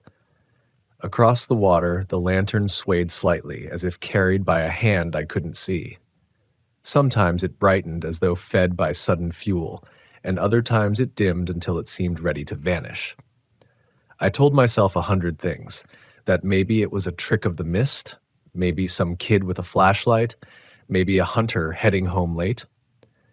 But none of those explanations fit, because when I whispered, "Hello," the light stopped moving. And in that stillness, I felt the weight of eyes. I wanted to believe I was alone. It's easier, safer to assume that light is only flame, that the woods hold nothing but deer and wind. But the truth is that every story the locals tell about lanterns drifting where no one walks, about lights seen on the river as omens, they begin somewhere. I remembered one old man in Luray telling me, if you see a flame where no path leads, don't follow. It's not meant for you. I'd laughed then, because superstition folds easily under the sun. Yet in that moment, with the lantern's reflection shivering across the water, I couldn't laugh. I could only feel the hollow echo of his warning in my chest. The rational part of me fought back. Maybe it was a prank, some kid hoping to spook campers. Maybe a fisherman dropped his light and left. But then why was it rising, higher than a hand would hold, floating as if tethered to air itself? I stepped back, the mud sucking at my boots, and the lantern brightened, as though responding. That was the first moment I knew I was being acknowledged, not just witnessing. And acknowledgement in the woods, when you are alone, is its own kind of terror. Because if something knows you are there, it already holds the advantage. I should have retreated then, walked back to camp, zipped the tent, and waited for morning. But fear doesn't always push you away. Sometimes it pulls you forward, demands proof, dares you to see what your mind insists is impossible. My chest tightened, and yet I felt myself lean closer, straining for detail. Was there a figure beneath that light? A hand, an arm, the faint outline of shoulders? The river shimmered, and for an instant I swore I saw the dark contour of a face beneath the glow, eyes like hollow sockets, mouth curved in silence. The vision flickered with the flame, and when it dimmed, the figure dissolved. Still, the impression clung. I knew then I wasn't inventing. Something was there, something carrying or becoming that lantern, something that knew my name before I dared speak it aloud. I didn't run. I should have, but I didn't. My body was suspended in that strange paralysis where every instinct is shouting in different directions. One part of me urged flight, another whispered that stillness was safer, and yet another, stubborn and reckless, wanted to step closer. The lantern swayed again, slowly, almost teasingly, as though it knew I was caught in its gravity. My heart was a drum in my throat. I swallowed hard and heard the echo of water lapping against the bank. That sound, simple and natural, should have grounded me, but instead it felt like a reminder. The river was the only real thing left between me and whatever held that light. I told myself out loud, "It's just someone with a lamp." My voice cracked, brittle as dry leaves. Saying it didn't make it true, though. The lantern bobbed once, like a nod, and then began to drift sideways, not with the current, but against it. The flame glided along the opposite bank, steady, deliberate, unhindered by water or wind. I stepped forward without realizing, my boots sinking deeper into the mud. Something inside me clenched at the sight. It wasn't floating downstream like any lantern should. It was choosing its path, choosing to move closer, parallel to where I stood. The thought slammed into me then. It was Glede. It was guiding me, or luring me. The way a fisherman trails bait along the surface. The locals' words returned, heavier now. Don't follow. I whispered them to myself like a shield, but the shield felt paper thin. My breath fogged in front of me, though the night wasn't cold enough for it, and I swore I smelled something acrid, like old oil lamps, like smoke that had sunk into fabric decades ago. The scent belonged to another time, not to any camper in 2025. I don't know what force broke my trance, but I finally staggered back, my heel catching on a root. My body slammed down hard and the jolt snapped me awake. I gasped, scrambled upright, wiping mud from my hands. The lantern stopped again. It hovered at the bend, light trembling, as though it waited for me to rise. And then, this was the part that stitched itself into my bones, it blinked, once, like an eye closing and opening. The flame itself dimmed to nothing, then flared back alive. And in that blink of darkness, I heard my name whispered across the water. Not shouted, not spoken aloud. Whispered, as though someone's mouth was against my ear, though no one was near. Daniel. My legs nearly buckled. The sound wasn't in the air. It was inside, a vibration against the hollow of my skull. I clutched my lantern so tightly my knuckles burned white. This wasn't just a light. It was a presence. Something that knew me. Something that had been waiting. I staggered backward until my calves pressed the edge of my tent. My campfire was still burning low, but I hadn't noticed until then that tiny orange glow felt like the last piece of the real world tethering me to safety. I crouched by it, forcing myself to breathe, watching the phantom flame across the water. It did not move closer now. It only swayed, steady, patient, as if to say, I see you. I'll be here. And I realized with a sick twist of clarity, whatever it wasn't in a hurry. It had all the time in the world. My fear, my hesitation, my desperate hope that daylight would save me, none of that mattered. The lantern would wait as long as it needed. Predators don't rush when prey is already caught. The hours stretched. I must have nodded off in intervals, jerking awake each time the fire popped. Every time my eyes opened, the lantern was still there. Never gone, never closer, always waiting. At one point, I thought I saw another figure beside it, shorter, smaller, like a child holding on to the first. But when I blinked hard, the shape vanished, leaving only the single flame. Whether my mind created it or the night revealed what it wanted, I'll never know. By the time dawn came, the lantern was gone. The river rolled quiet, innocent, as though no flame had ever burned there. Birds called overhead, the mist lifted, and the valley seemed harmless again. But the memory didn't lift with the fog. My gear was damp, my hands still carried the stink of old oil, and when I stepped toward the water, the mud was marked by something strange. Not footprints, no, more like depressions, as though something heavy had pressed the earth without weight, circular and deep, fading into the river itself. I left that morning without breakfast, without journaling, without even shaking the mud from my boots. I just packed and went. My chest knotted with something larger than fear. It was shame, too. Shame that I had almost walked toward it, that I had let myself be tempted. Because part of me wanted to see, to know, to follow. And that's the truth no one tells you about the deep woods. Sometimes the danger isn't just what hunts you. Sometimes it's what invites you. Sometimes it's the voice that speaks your name when no one else should know it. The lantern that glows where no lantern belongs, the invitation dressed as curiosity.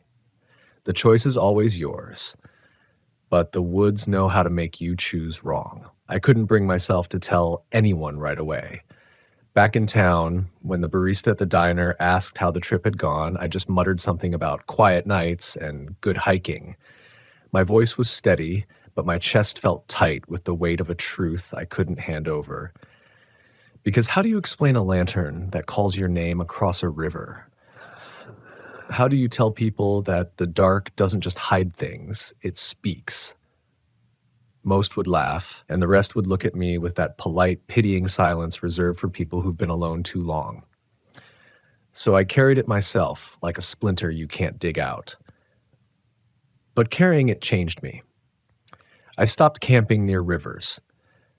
At first, it was an excuse. The ground's too damp, the mosquitoes are worse, the risk of flooding isn't worth it. But deep down I knew it was because water carries things we're not meant to follow.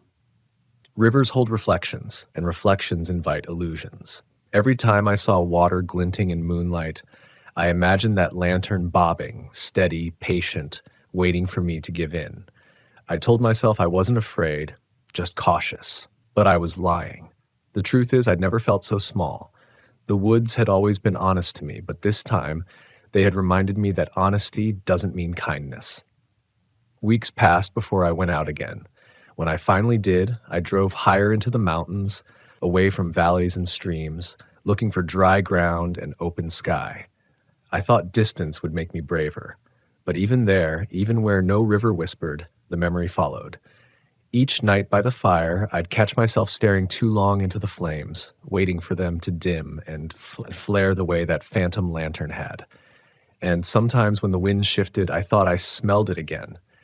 That sharp, oily scent of something burned long before I was born. My hands would twitch toward my gear, ready to pack in the middle of the night, but I forced myself still. Fear feeds when you run. That's what I kept telling myself. I began asking locals, carefully, never outright. In a bait shop near Front Royal, I brought up strange lights on the river like it was a joke, just a campfire tale. The man behind the counter didn't laugh. He squinted, chewing the end of a toothpick, and said, "They've been seen for longer than you'd think. Old miners used to talk about them. Lanterns on the water, calling men out when they shouldn't go. Some say it's lost travelers trying to lead you safe. Others say it's the river wanting more bones." He shrugged then, like it was just folklore, nothing to lose sleep over. But his eyes didn't match his shrug. They were heavy, like a man who'd seen too much to dismiss. That conversation lodged itself in me. Was the light a warning, a kindness, or a trap? The dilemma spun circles in my head, each version darker than the last. Because if it was lost souls, why did it know my name? And if it was the river itself, what business did it have with me? The not knowing was worse than anything. The uncertainty turned every shadow into a messenger. One night, months later, I dreamed I was back at the Shenandoah. The river gleamed black under a swollen moon, and the lantern burned across the bank. Only this time, it wasn't waiting. It was on my side of the water, swaying closer, inch by inch. My legs refused to move. I could only watch as the flame lifted, dimmed, then blinked out. In that darkness, I heard the whisper again, "Daniel." When I woke, the name still rang in my ears, sharp as ice. My chest heaved, my shirt clung with sweat, and the room smelled faintly of oil smoke. I've never been superstitious by nature. I like facts, I like maps, I like knowing that if I follow a compass long enough, it will lead me somewhere real. But that night stripped me of certainty. It taught me that the woods don't have to explain themselves. You can prepare, you can study, you can believe in rational answers, but there are things out there that don't care for your reasoning. They don't need your belief. They only need you to look, to listen, to follow. And that's the hardest part to admit. Because a piece of me, no matter how much I deny it, still wants to follow, still wonders what would have happened if I'd stepped into the river, if I'd let the current pull me across to that waiting glow. Would I have seen faces I recognized? Would I have found answers, or only vanished like those stories no one wants to believe? Fear is heavy, yes, but curiosity weighs more. And sometimes the woods know how to use that weight against you. Every time I tell myself never again, I remember the stillness of that night, the way the flame brightened when I moved, as if it understood me better than I understood myself. The lantern was patient, and patience in the dark is worse than pursuit. pursuit you can run from. Patience means it knows you'll return eventually. I've learned that when something waits for you in the woods, it doesn't vanish just because you drive away. You carry it inside, a kind of tether that hums when the world grows quiet. For me, that tether always tightened near rivers. I could be walking across a bridge in daylight, traffic roaring behind me, and I'd still feel the hair on my arms rise when I glanced down at the water. The reflection of sunlight off the ripples seemed too much like firelight. Too much like that lantern, swaying with a will of its own. So I tried to avoid rivers altogether. I stuck to mountain ridges, high trails, dry campsites where the only sound at night was wind through pines. But fear has a way of circling back, of pulling you to the one place you least want to face. Last spring, almost a year after that night, I found myself back in Shenandoah. I didn't mean to return. My plan had been to camp farther west, out in George Washington National Forest. But storms had rolled in, roads washed out, and by the time I found a safe pull-off, I realized near the same valley bend. The river hummed below, swollen and restless. My gut clenched. I told myself I'd just stop for the night and leave at dawn, that this wasn't the same stretch of river, not the same bend. But when darkness fell and I lit my small fire, I knew I was lying to myself. The sounds matched. The smell of wet earth matched. Even the way the mist curled through the trees matched. I'd brought myself back to the scene without admitting it until the fire burned low. And then at 9:40 sharp, it appeared. Not across the bank this time, but downstream, where the bend vanished into shadows. A glow, faint at first, trembling like a star caught under the trees. My pulse slammed against my ribs. The flame bobbed once, twice, and then began its steady drift against the current. I felt the air thicken around me, that same acrid oil smell seeping up from the soil. My hands tightened on my lantern, though I hadn't lit it yet. My own flame suddenly felt like a fragile toy beside the weight of that impossible light. This time, though, I didn't freeze. I stood, my boots pressed into damp earth, knees shaking, but I stood tall, facing it. "I know you," I said, my voice rough, nearly breaking. The lantern paused, swayed once, then steadied, and then, in a voice that didn't belong in the air but inside my skull, I heard the word again. "Daniel." The same tone, the same whisper, curling behind my ears as if spoken from the inside out. Something in me cracked then, not just fear, but anger. Anger that it had followed me, that it had tethered itself to my name, that it had the patience to wait until I returned like some moth to its flame. "Why me?" I demanded, my throat burning. "What do you want?" The river answered with silence, but the lantern blinked. Once, twice. Each dimming was a breath, each flare a pulse, and in the rhythm I swear I heard something deeper. Not words, not language, but invitation. Come closer, step in, see. My legs trembled as I edged forward. The mud sucked at my boots, the river hissed in its slow current, and the glow brightened with each hesitant step. Fear screamed in me, but so did the need to end this, to know what waited beyond that flame. My life had become a loop of wondering, of avoiding, of carrying the shadow of something I hadn't faced. Maybe the only way to be free was to see. Maybe the only way to learn was to risk being taken. The lantern drifted closer now, steady as if it knew I'd finally broken. My fire behind me sputtered low, a reminder of the world I'd chosen to leave. I stood at the river's edge, the cold licking my boots, my breath sharp in the mist. The glow hovered 10 yards away, trembling but strong, patient but insistent. I bent slightly forward, chest tight, and whispered the one thing I hadn't dared speak before. "If I follow, will you let me go back?" The flame flared white-hot, bright enough to sting my eyes, and in that blinding moment I thought I saw shapes behind it. Faces pale as the moon, dozens of them, their eyes hollow, their mouths half open as if to answer. And then, just as quickly, the lantern dimmed to its soft, trembling glow, waiting for me to decide. That was the choice the woods gave me. Not life or death, but curiosity or safety, truth or survival. The lantern never crossed the water. It never lunged. It simply waited, knowing patience is the sharpest blade of all. The river was louder than my heartbeat, but only just. Every ripple sounded like a warning, every swirl of current like a whispered, "Don't." Yet the lantern swayed there, steady, unwavering, as if it had all eternity to wait for my choice. My boots were already half sunk in the mud, the cold licking my ankles, and I realized I had crossed the first boundary without noticing. I had stepped close enough that one more move forward would put me in the water. My chest tightened. I wasn't deciding anymore. I was teetering. For a moment, I let myself imagine what it would feel like to wade in. The cold shock racing up my legs, the current pressing against my thighs, the lantern pulling me closer like a star over a dark horizon. I wondered what waited if I reached it. Maybe I'd find someone holding that light, some long-lost fisherman or wanderer who could tell me why it had spoken my name.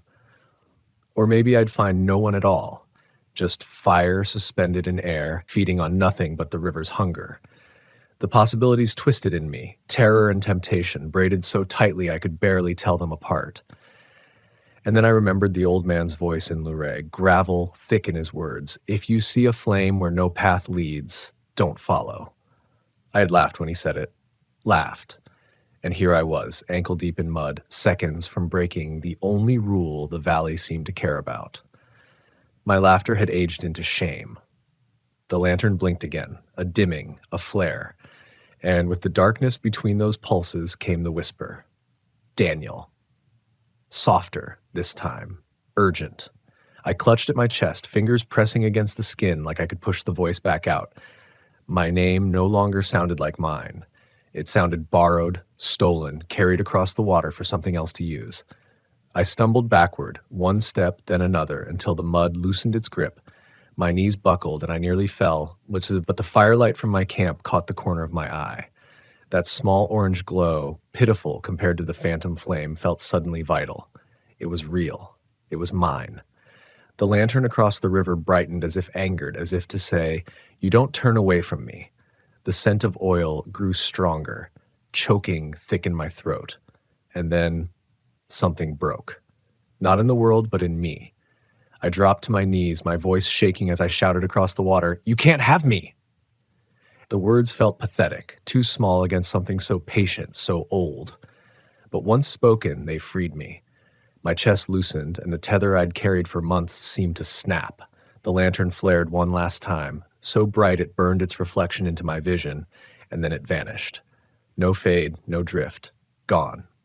Silence swallowed the valley. Only the river moved. Only the fire crackled behind me.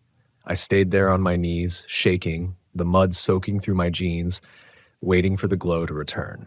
It never did. My breath slowed, my body felt heavy, and for the first time in months I realized I wasn't being watched. But freedom came at a cost. When I finally staggered back to my fire, when I warmed my hands against the living heat of it, I knew the truth. The lantern hadn't disappeared. It had simply let me go. For now. Its patience was bigger than my defiance. It didn't need to win tonight. It only needed to wait. The lesson carved itself into me as deep as any scar. The woods will offer you choices that feel like curiosity, but are really traps. The most dangerous thing isn't what chases you. It's what waits, knowing you'll come closer on your own. I had resisted this time. I had walked back to the fire, back to life. But in my chest, I carried the weight of a question that would never leave me. What would I have seen if I'd stepped into that river? What would have become of me if I'd touched the light?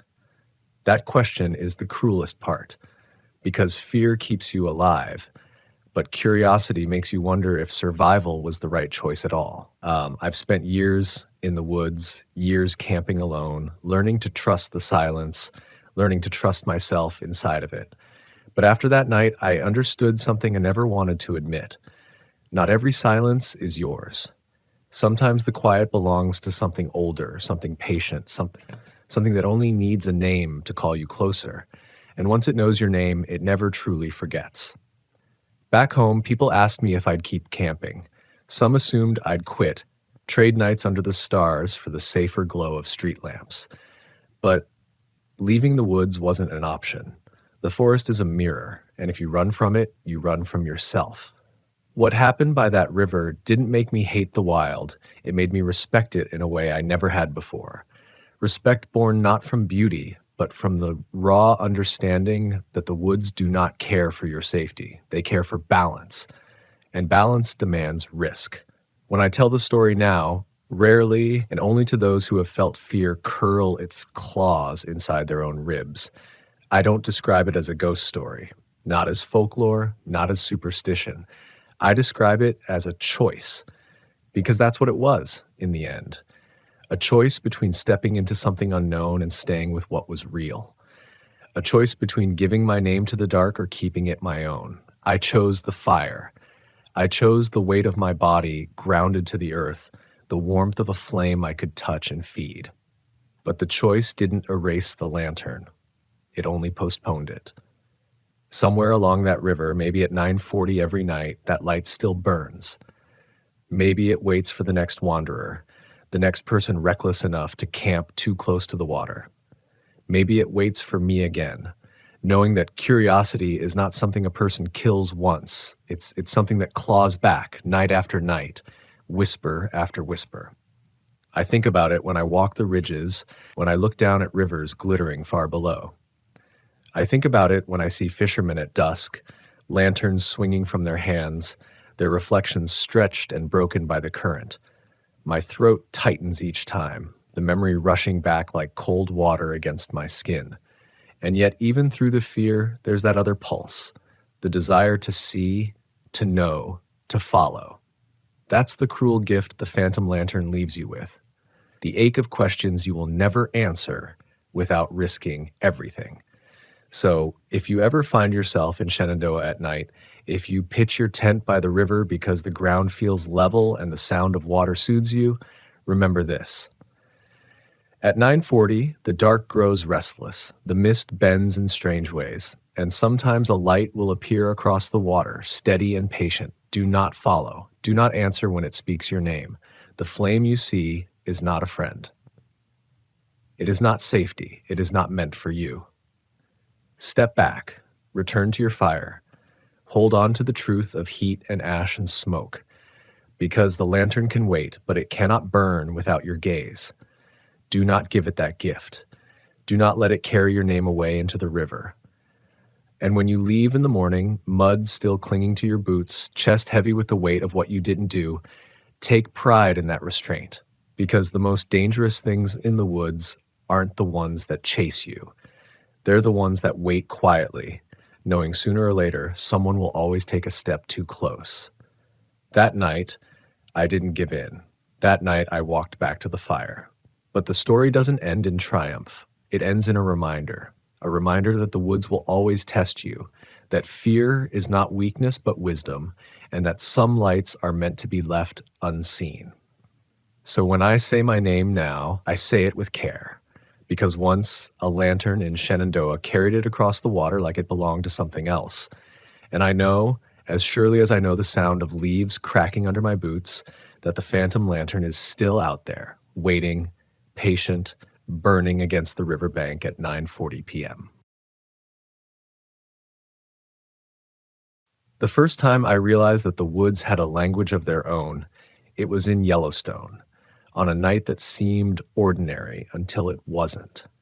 My name is Alex, I'm 32, and I've been camping for most of my adult life, seeking the kind of solitude that cities can't offer, the kind that seeps into your bones when the wind whispers through pines and the earth beneath you feels alive. That night, I was alone in a small clearing I'd scouted earlier, a patch of land near the river, cushioned by moss and pine needles, far enough from the main trail that I could hear nothing but the occasional rustle of wildlife and the distant roar of thermal springs. I set up my tent, careful to anchor the stakes in solid ground, and sat for a long while watching the stars bleed through the canopy, feeling the quiet stretch like a taut rope around me. It was the kind of silence that feels like it's watching you back. I remembered checking my phone for the last time before turning it off. There was no service, just a tiny glow in the dark to remind me that I was alone. The fire I'd built earlier had died down to embers, and I wrapped myself in my sleeping bag, feeling both comforted and acutely aware of how thin the barrier was between me and everything else out there. Somewhere, a creek laughed at the rocks, a fox yipped in the distance, and the forest held its breath. I thought about how many times I'd done this, how many nights I'd spent with only the stars and the moon to keep me company, and I felt a deep familiar peace. But that peace, I would soon learn, is a fragile thing when the forest decides to speak in a voice that isn't its own. It started subtly. I was dozing off, half awake in the comforting weight of the sleeping bag, when I heard it. A voice, soft, almost familiar, calling my name. "Alex," it whispered, carried on the wind, a sound so close to my own friends' voices that I nearly sat up in panic. My first instinct was rational. The campgrounds were sparsely populated, but maybe someone was out on the trail, lost or in trouble. But then it came again, closer, clearer, and yet wrong. The tone was right, but the cadence, the hesitation between syllables, the way it flowed, it didn't belong. I froze, heart hammering, listening as the forest around me remained perfectly still, almost anticipating my reaction. I unzipped the tent slightly, just enough to peek out, but saw nothing. The moon had shifted behind clouds and shadows pooled in corners of the clearing. I called back, my voice tentative, uncertain. "Hello?" Silence answered me. The hairs on my neck prickled, a warning I had learned to trust after years in the backcountry. The voice came again, this time mimicking a laugh I had heard earlier that evening from another camper by the trailhead. "Come out, Alex," it breathed, elongated, teasing. My stomach dropped. I recognized the mimicry, recognized the way fear was being carefully folded into my instincts, and yet part of me, a small, foolish part, felt compelled to respond. I reminded myself of the stories I'd heard from rangers and locals, tales they told with half smiles and knowing eyes about the forest tricksters of Yellowstone, voices carried by wind and trees, or, more often, bears and coyotes learning to imitate the sounds they overheard. It was always dangerous to follow such sounds, yet there I was, heart drumming against my ribs, mind struggling to reconcile logic with instinct. I wrapped the sleeping bag tighter around me, listening, my ears straining to catch any human movement beyond the rustle of leaves.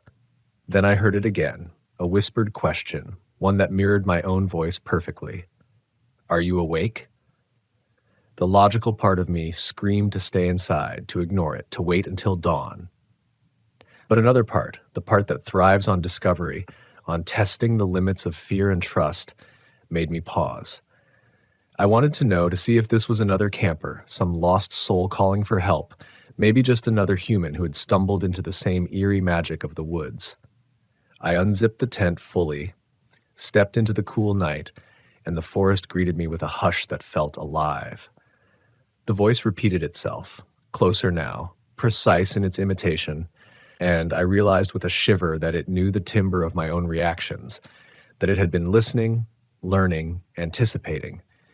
Every instinct screamed at me to retreat, to barricade myself, to scream for help, but I had learned long ago that fear is a teacher, and sometimes the lesson is in standing still, in observing the dance of shadows and sound until the truth unfolds.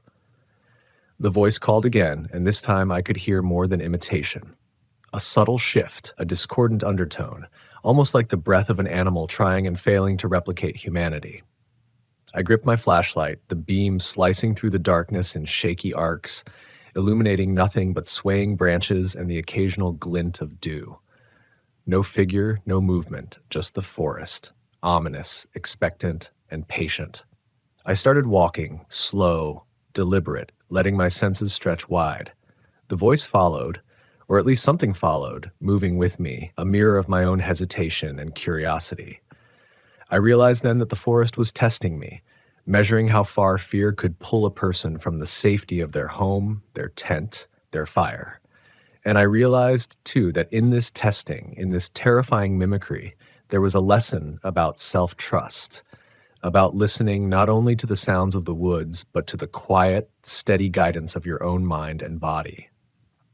Every step I took was a negotiation between curiosity and caution, and the forest seemed to smile in its own secret, ancient way, the night stretching around me like a living thing.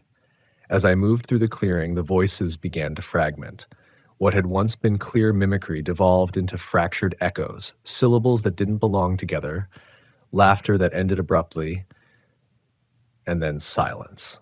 It wasn't abrupt like the flick of a switch, but slow, deliberate, almost regretful, as if whatever had been testing me recognized that I understood the rules. I paused, feeling the tension in my shoulders melt just slightly, aware of the sweat and adrenaline, aware that I was alone, yet never truly alone, because the forest had watched, and it had marked my caution, my respect. By the time I returned to my tent, the sky was fading into the pre-dawn blue, the first hints of sunlight brushing the tips of the pines. The voices had stopped, leaving only the ordinary sounds of the forest waking up. I crawled back into my sleeping bag, heart still racing, but with a sense of something deeper than relief, a connection to a place that is more than wilderness, more than trails and trees, a reminder that the woods are alive in ways we rarely understand, that fear is a tool, not a cage, and that listening, truly listening, is the most powerful survival skill of all. That night, I learned that the forest doesn't just test your courage, it mirrors it, stretches it, and in its mimicry asks you to confront yourself. Fear is real, yes, but so is intuition. And somewhere, in the darkened clearing of Yellowstone, I realized that the line between danger and understanding is drawn by your own choices, by your own attention to what is real and what is illusion. I didn't just survive that night, I understood it. I carried the lesson with me, knowing that every camping trip, every hike into the unknown is an opportunity to walk through fear, to recognize it, and to emerge on the other side, wiser and more attuned to the rhythm of the world around us. The moments after that night were strangely vivid, as if Yellowstone itself had etched them into my memory with precision. I packed up my campsite slowly, each motion deliberate, each breath measured, aware that the woods had not released me completely, that the night's mimicry had left an echo in my senses. Even the bird song seemed sharper, the rustle of small mammals more intentional, as though everything around me had been touched by the same unseen hand that had called my name. I walked toward the river to filter water, keeping my eyes on the edges of the clearing, my ears attuned to every subtle shift in sound. The river gurgled, indifferent to the events of the night. Yet, I felt its presence differently now, aware that the forest's life pulsed in a rhythm beyond my understanding, and that my presence there was temporary, fragile, and deeply observed. I remembered the local stories I'd brushed aside in my youth, the whispered warnings of old-timers about strange phenomena in Yellowstone, about voices that imitate your friends, your family, even yourself, meant to lure you into the shadows. I had always smiled at these tales, confident in my ability to rationalize, to reason. But that night proved that confidence alone is a brittle shield. Rational thought was a compass, yes, but it must be balanced with an instinctive respect for the environment you inhabit.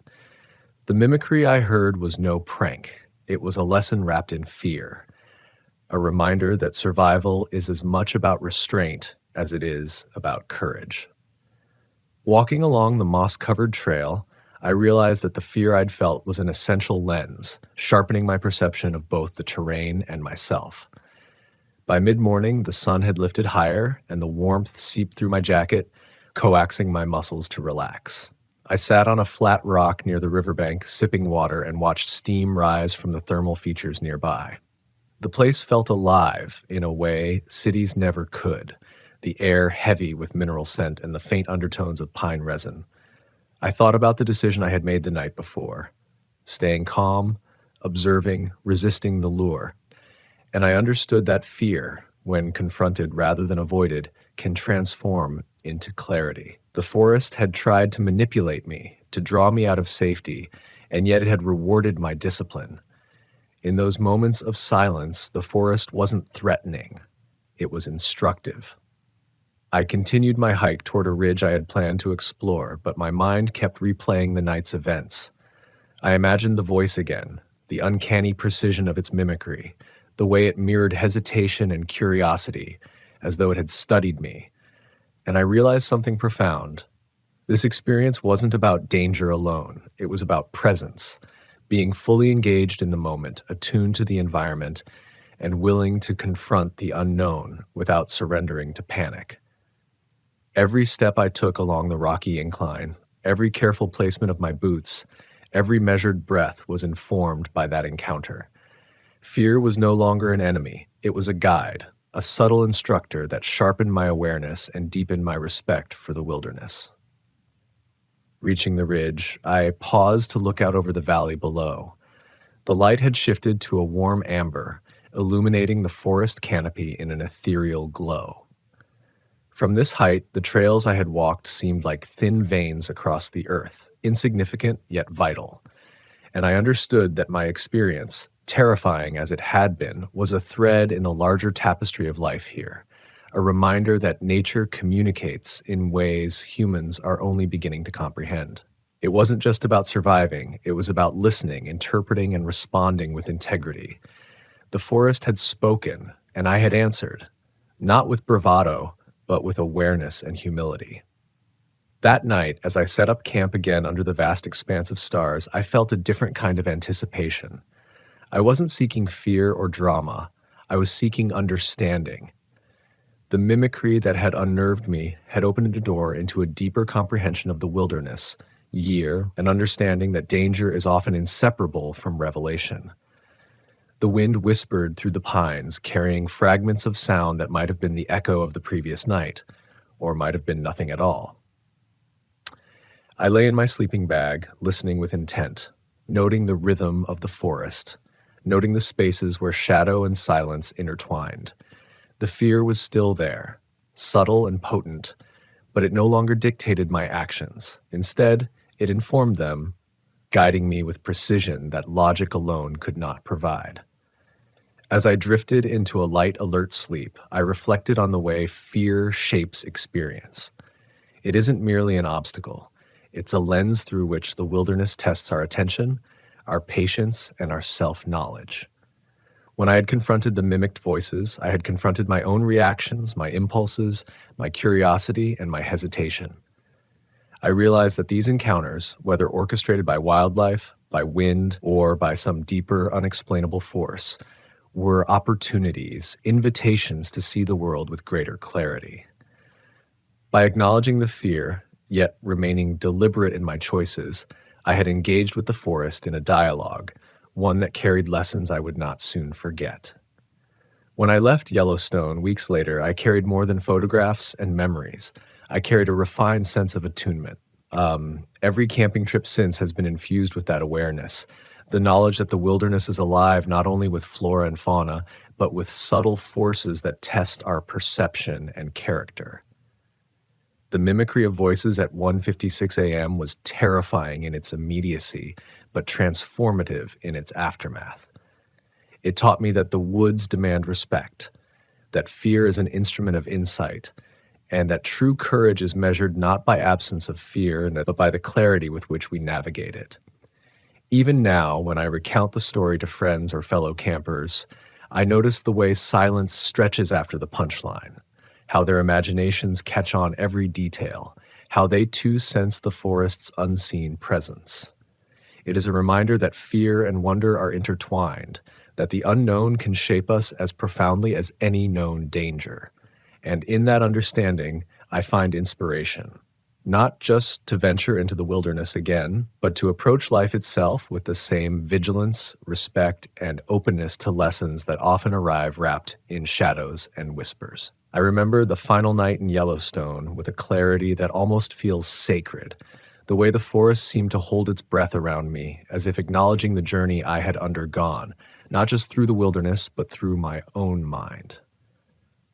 The wind moved differently then, gentle yet insistent, rustling branches in a rhythm that reminded me of a heartbeat.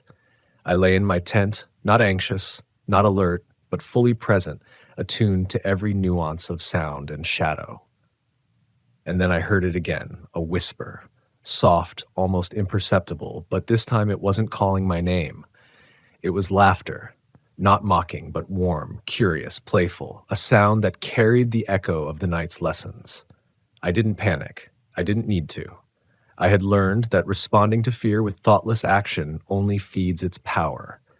Instead, I listened, letting the sound flow around me, integrating it into the understanding I had cultivated over the days. The forest had shifted since the first night. It felt alive in a different way, not threatening, but aware, reflective, almost like a teacher observing a student who had finally learned to pay attention. I realized then that my encounter with the mimicked voices wasn't an accident. It was a test, a challenge, a conversation with the wilderness that demanded presence and clarity.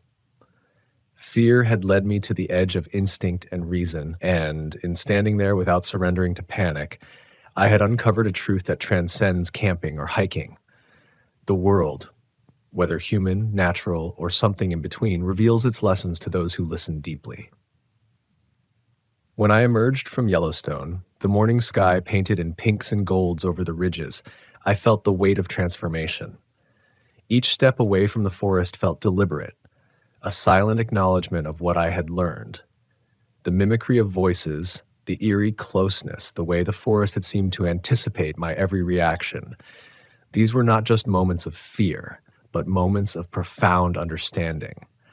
I had seen the line between danger and insight, and walked it carefully, learning that courage is measured not by action alone, but by awareness, by the patience to observe without immediate response, and by the wisdom to interpret signals without being controlled by them.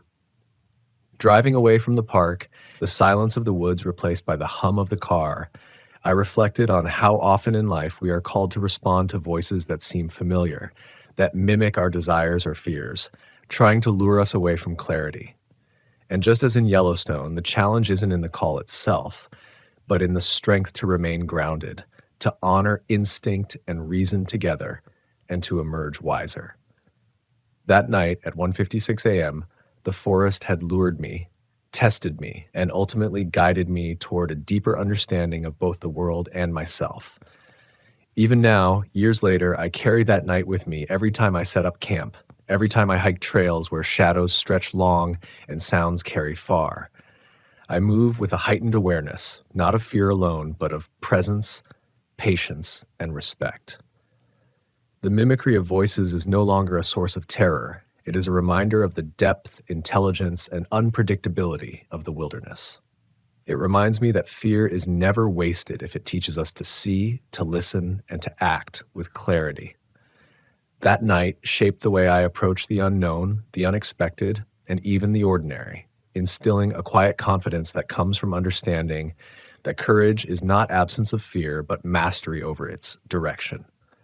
The lesson is subtle, almost imperceptible at first, but it lingers, shaping every camping trip, every hike, every quiet moment spent alone in nature. Yellowstone whispered to me that night, through mimicry, through the uncanny echo of my own name, and through the stillness that followed. It taught me that true connection to the wilderness and to life itself comes not from dominance or conquest, but from attunement, awareness, and reverent humility. And as I continue to venture into forests, mountains, and rivers, I carry that lesson like a compass, guiding me not just to safety, but to understanding, insight, and the quiet exhilaration of being fully alive in the face of the unknown. I have come to see that nights like that are rare gifts, moments where the veil between the familiar and the wild lifts, revealing both the danger and the beauty inherent in our world. They remind me that the wilderness is not only a place of survival, but also a mirror reflecting our deepest instincts, our fears, and our capacity for courage. And so each time I set up my tent, each time I light a fire, each time I hear the subtle, inexplicable sounds of the forest at night, I do so with the knowledge that fear can guide, can teach, and can illuminate paths within ourselves that remain hidden in daylight. Standing now on the edge of every new adventure, I remember the night in Yellowstone, the voices that imitated me, and the forest that tested me. I understand that true wisdom comes from listening, from respecting the unknown, and from moving forward with awareness. And when I close my eyes at night, campfire flickering beside me, I am grateful. Not for the fear, but for the lesson it carried, for the forest that demanded attention, and for the courage it inspired. Because in the quiet, in the shadows, in the moments when the world seems to mimic you, we find not only fear, but profound insight, a deeper rhythm of life, and the enduring reminder that survival and understanding are inseparable when we listen closely enough to the voices that call us from the dark. The first thing I noticed that morning was the smell of smoke, not the kind that rises from a campfire you've tended through the night, familiar and fading, but the sharp, insistent scent of something that should not still be burning. It was 7:09 a.m. on the north shore of Lake Superior, and the cold air that rolled off the water carried that smoke like a warning. The lake itself was a mirror of gray, restless under a sky that had not yet decided whether to break into sun or gather itself into rain. I stepped out of my Volkswagen camper, breath fogging, boots crunching against damp gravel, and stared toward the tree line where the smoke rose. What unsettled me most was not the sight of it, but the way it curved, as if drifting from a fire that had been abandoned long before I arrived. My name is Daniel, 32 years old, born and raised in Duluth. I'd been camping these shores since I was old enough to lace my own boots, but I had never seen a fire burn itself into the morning like that, with no sound of laughter, no movement of people tending it, no trace of life surrounding it. It was early September, the time when the leaves at the edges of Superior start to curl with color, when summer is still clinging but the woods are already bracing for winter. I had chosen this stretch of shoreline because it was empty on the map. No marked campsites, no official roads cutting through, just the long sweep of rock and pine that I had always thought of as the lake's untamed face. I had wanted silence, solitude, the kind of raw space where a man could breathe and wrestle with his own doubts. But that smoke told me solitude wasn't what I was going to find. The first lesson the wilderness teaches you is that not all silences are equal. There is the silence that steadies you, the hush of waves breaking against rock, the sigh of pines when the wind passes through. And then there is the silence that unsettles you, the one that tells you something is missing. As I walked toward the smoke, the second kind of silence pressed against me. No birds called, no chipmunk darted across my path. Even the breeze seemed to retreat, leaving me in the stillness of something waiting. The campsite appeared quickly, a half clearing tucked between boulders with a stone ring blackened by fire.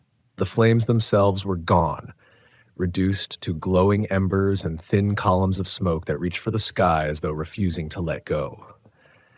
Around the fire were objects left behind, a folding chair collapsed on its side, a metal mug half filled with cold coffee, and a sleeping bag unzipped but empty. I stood there for a long moment, watching the smoke drift across the clearing, and tried to make sense of what I was seeing.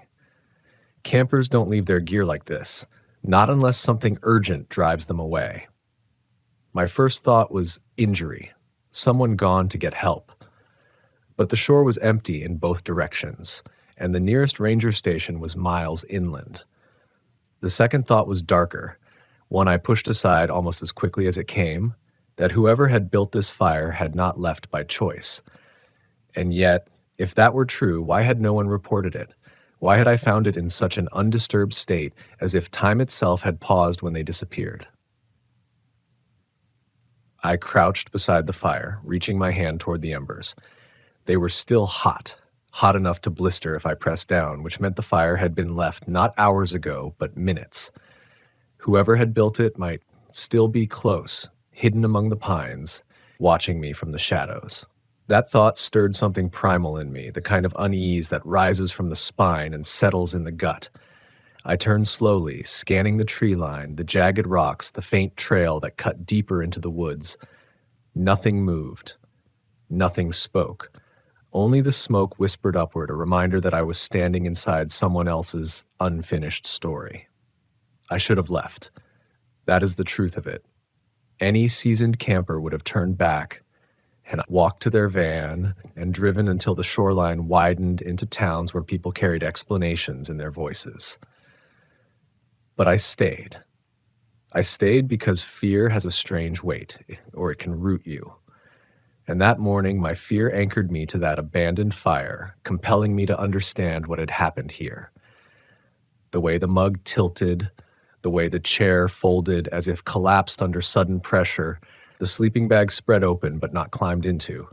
Every detail told a story I could not yet read.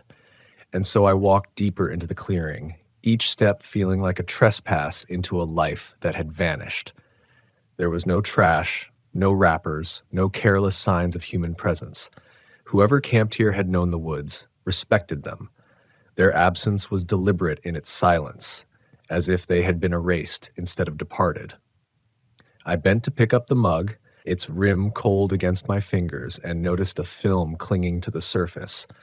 Coffee, yes, but streaked with something pale, something like ash that had no business inside a drink.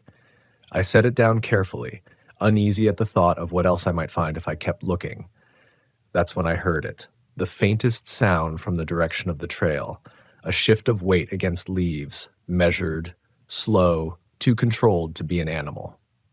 I straightened, heart pounding, and called out into the trees. No answer came, only the echo of my own voice dissolving into the forest. But I knew then that I wasn't alone, and worse, that whoever was out there had chosen not to answer. I took a step back from the fire pit, my boots grinding softly against the damp soil, and forced myself to breathe evenly. Every instinct in me screamed that I was intruding, that the woods were watching in ways I couldn't see. The trail ahead looked narrow, pressed in by birch and spruce, the kind of path that swallowed you whole once you stepped onto it. I told myself I was only curious, that I wanted to make sure no one was hurt. But that wasn't the truth. The truth was simpler, more dangerous. I couldn't walk away from mystery, even when my gut begged me to.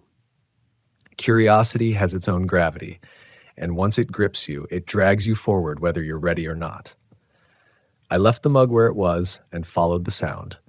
My name fell into silence behind me, unanswered, as though the forest itself swallowed it. Each footstep felt louder than it should, crunching leaves, snapping twigs, small betrayals in a world that demanded silence. The smoke still reached upward behind me, a tether to where I had come from, but soon the trees thickened, and even that gray thread disappeared. I was alone, cut off, carrying only the thought that someone had walked this trail minutes before me, carrying secrets I was now stumbling toward. The trail sloped gently upward, winding between moss-covered stones and roots that twisted like veins. I scanned the ground for prints, but the earth here was too firm, the pine needles too thick. What I did notice was something stranger, an unnatural neatness. No branches lay scattered, no fallen pine cones littered the ground. It was as though the trail had been swept, as though someone or something wanted it clear. That detail unsettled me more than the fire. The wilderness does not tidy itself, and yet here I was, walking a path that felt curated, chosen, prepared for steps like mine. Minutes stretched, my breath fogged before me, and I wiped the sweat that clung to my palms against my jacket. The silence pressed heavier with each step. I tried to summon rational explanations. Maybe a hiker had left in a hurry, maybe locals had tended the trail, maybe I was letting stories from these woods warp my thinking. But then I saw it, the second clearing. Smaller than the first, hidden behind a curtain of spruce, it opened abruptly, and in its center stood a single wooden frame. Not a cabin, not a shelter, just the frame, 4 beams hammered into the earth, nothing more. And beneath it, ashes. Old ashes, scattered and cold, as if a fire had burned here weeks ago and been left to vanish into soil. The ground around it was charred in a perfect circle, black staining the moss like a scar. I froze at the edge of the clearing, every hair on my body rising. There's something about symmetry in the wilderness that unsettles you. Nature is uneven, chaotic. But this circle was too precise, too intentional. I stepped closer, and the smell hit me. Not fresh smoke like before, but something sour, something that clung to my throat. It wasn't rot, not quite, but something in between decay and ash. I crouched and ran my fingers across the burned ground. The earth crumbled, dry, too dry for the damp September air. My hands came away streaked black. I wiped them against my pants, but the stain clung stubbornly, like it wanted to remain. And then the sound returned. Not from behind this time, but from above. A creak, subtle, like weight shifting against wood. My eyes lifted to the frame, and for the briefest instant, I swore I saw it sway, as though something had hung from it, something heavy, something not meant for daylight. The thought landed in my chest like a stone, and I stumbled back. The trail behind me felt farther now, as though it had stretched itself while I wasn't looking. I wanted to run, to burst through the spruce and find the shoreline again, to anchor myself against the vastness of Lake Superior. But before I could move, I noticed something at the edge of the circle. A boot print. Clear, deep, pressed into the black soil, larger than mine, facing inward. I stared at that print until my heart slowed enough for thought to return. Whoever had been here had stood exactly where I was standing now, looking into that circle. But where had they gone? The print was solitary, not part of a trail, not one among many. Just one mark, like someone had stepped forward and then vanished. The woods pressed closer around me, shadows thickening, the air heavier with each breath. I whispered my own name then, softly, as if to tether myself back to reality. The sound barely left my lips before it was swallowed whole. I turned and fled the clearing, stumbling back down the trail, branches scraping against my arms as I forced my way through. My breath was ragged, my legs shaky, but I didn't stop until I saw the thread of smoke again, curling above the tree line like a signal. Relief almost brought me to my knees. The fire, even abandoned, felt like a lifeline, a reminder that I wasn't trapped in some dream of vanishing frames and burned earth. When I stepped back into that first clearing, the fire pit still smoking as before, I nearly collapsed into the dirt beside it. But then I saw something that chilled me deeper than anything else. The sleeping bag, the chair, the mug. They weren't where I remembered. The chair now stood upright, unfolded. The sleeping bag was zipped to the top. The mug was gone. I froze. Breath caught in my throat, every thought fleeing my mind. Someone had been here. Not hours ago, not minutes ago. While I was in that second clearing, someone had returned. And I realized, with an icy clarity that stole the strength from my legs, that I had walked into a story that wasn't finished, and maybe never meant to be. I didn't move at first. I just stood there staring at the campsite, trying to force my mind to make sense of what my eyes refused to soften. It wasn't just that the chair was upright now, or that the sleeping bag was zipped, or that the mug had disappeared. It was the feeling that I had been rewritten, that while I had been gone, someone had rearranged the script of this place, as if to remind me whose story I'd stumbled into. My pulse thudded in my ears, the smoke threading through the air, shifting, curling, as though it were spelling something I couldn't read. I whispered again, louder this time, calling out to the woods, demanding an answer. Nothing. No voice, no footstep, no hint of life beyond the thick presence pressing in on me. I walked slowly toward the sleeping bag, every muscle in my body tight with dread. My fingers hovered over the zipper but didn't pull. It was warm to the touch, almost unnaturally so, like someone had just climbed out of it seconds before. I yanked my hand back as if burned. I wanted to shout to demand whoever was here to reveal themselves, but the truth dug into me. I wasn't the one in control. That's when I caught sight of the footprints. Fresh in the dirt, just beyond the fire pit. Not a single trail, not wandering prints, but two perfect sets facing each other. One set smaller, lighter, pressed with hesitation. The other larger, deeper, planted with authority. It looked like two people had stood there facing one another, the smaller set trembling into the ground, the larger set rooted like stone. But there were no exit tracks. None. It was as if they had stood, confronted each other, and then dissolved. My throat went dry. The lake shifted in the distance, waves slapping harder against the rocks, wind carrying a low hum that felt almost like a voice. I turned toward the water instinctively, needing to see something vast and real, something I could cling to.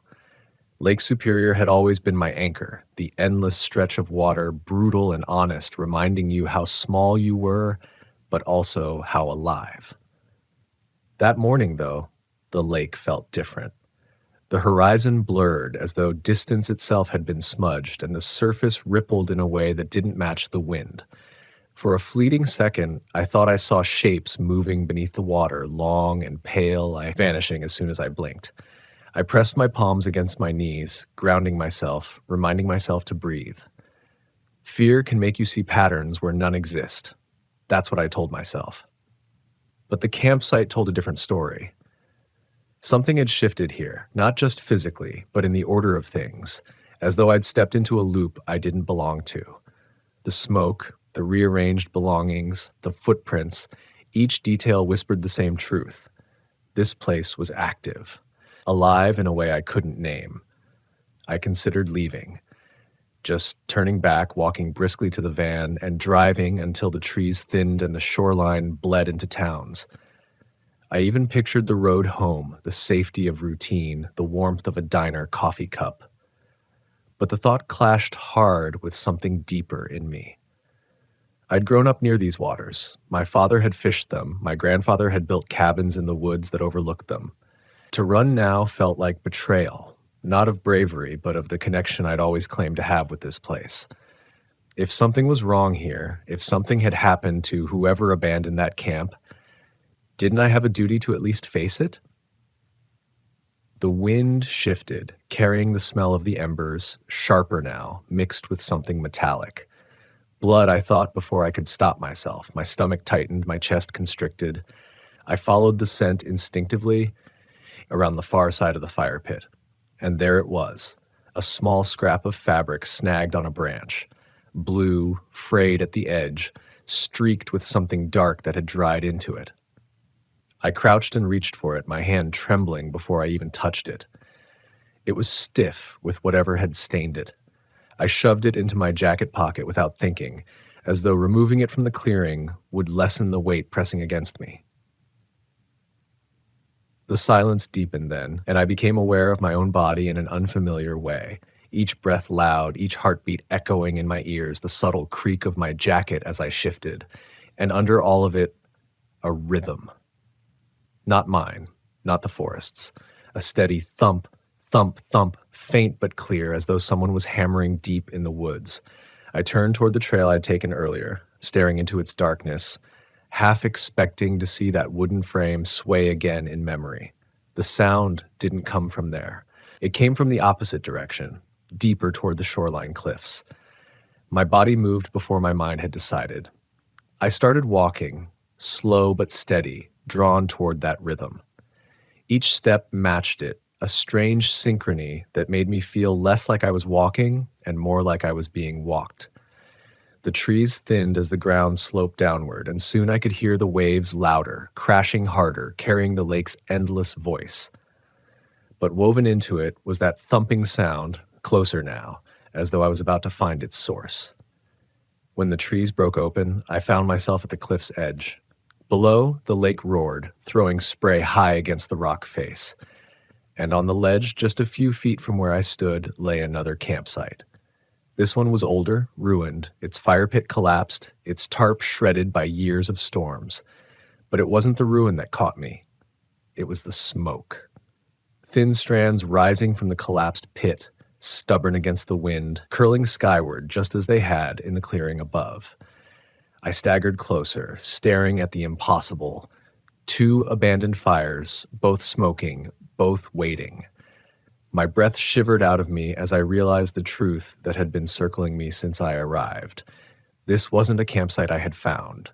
It was a pattern, and patterns don't end until you understand them. The longer I stared at that second fire pit, collapsed and ruined yet still smoking, the more the lake itself seemed to push back against me. The waves struck the cliff wall below with a rhythm that echoed the thumping sound I had followed through the woods, as if water and earth and some deeper pulse were conspiring to drive the same beat into my chest. I crouched near the edge, eyes on the stone circle that should have been dead long ago. The smoke curled thin and gray, not strong like a living fire, but persistent, steady like breath. And the realization sank into me cold and heavy. I wasn't looking at a forgotten campsite. I was looking at something that refused to be forgotten. I brushed the ash with my fingers, half expecting it to scatter in the wind, but it clung to me instead, sticky, damp, as though it had been waiting to be touched. My stomach turned as I wiped my hand against my jacket, the smear dark and oily. I looked up then, scanning the shoreline, and my breath caught. 50 yards farther along the cliff stood another shape, a stone ring. Smaller, barely visible against the scrub, but unmistakable.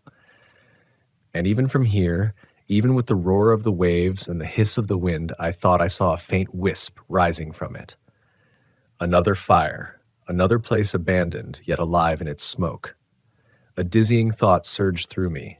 What if the shoreline was littered with them? Campsites repeating, burning themselves into existence long after their makers were gone. A pattern stretching mile after mile, each one a silent marker of something that had happened here, something that would not release its grip. The temptation to investigate tugged at me with the same strength as fear's demand to turn away. My boots shifted on the wet stone, balanced between those instincts. But the decision came not from me. It came from the sound behind me, the soft, deliberate crunch of footsteps on soil. I turned too quickly, nearly losing my footing at the cliff's edge. The trees swayed in the wind above, but between them, in the shadows, something stood. I couldn't see details, only the shape, upright, tall, motionless, watching. My throat tightened, words dead before they could rise. We stared at each other across the distance, me trembling on the edge of rock and water, it still as if carved from the dark. And then it stepped backward, one pace, another. And then it was gone, swallowed by the trees without a sound. I ran. Not toward the figure, not toward the shoreline fires stretching like ghosts into the distance, but back toward the trail, back toward the first clearing, back toward the only anchor I had left. My legs moved with a desperation that made my chest ache, my breaths harsh against the roar of the lake. Branches tore at me, stones slid under my boots, but I didn't stop until I burst into the smoke-filled clearing again. The campsite was waiting, unchanged. Chair upright, sleeping bag zipped, mug gone. The fire pit still, whispering gray spirals into the morning. I stood there gasping, half expecting to find the figure already seated in that chair, smiling. But no, only the objects, only the silence. I pressed my hands against my face, trying to calm the spinning storm inside me. That's when I noticed something new. On the ground, beside the chair, lay the mug. Upright, half-filled again, steam curling from its surface. My chest seized. It hadn't been there when I left. It hadn't been there when I arrived. And yet here it was, waiting. I crouched without meaning to, peering into the liquid. Not coffee this time.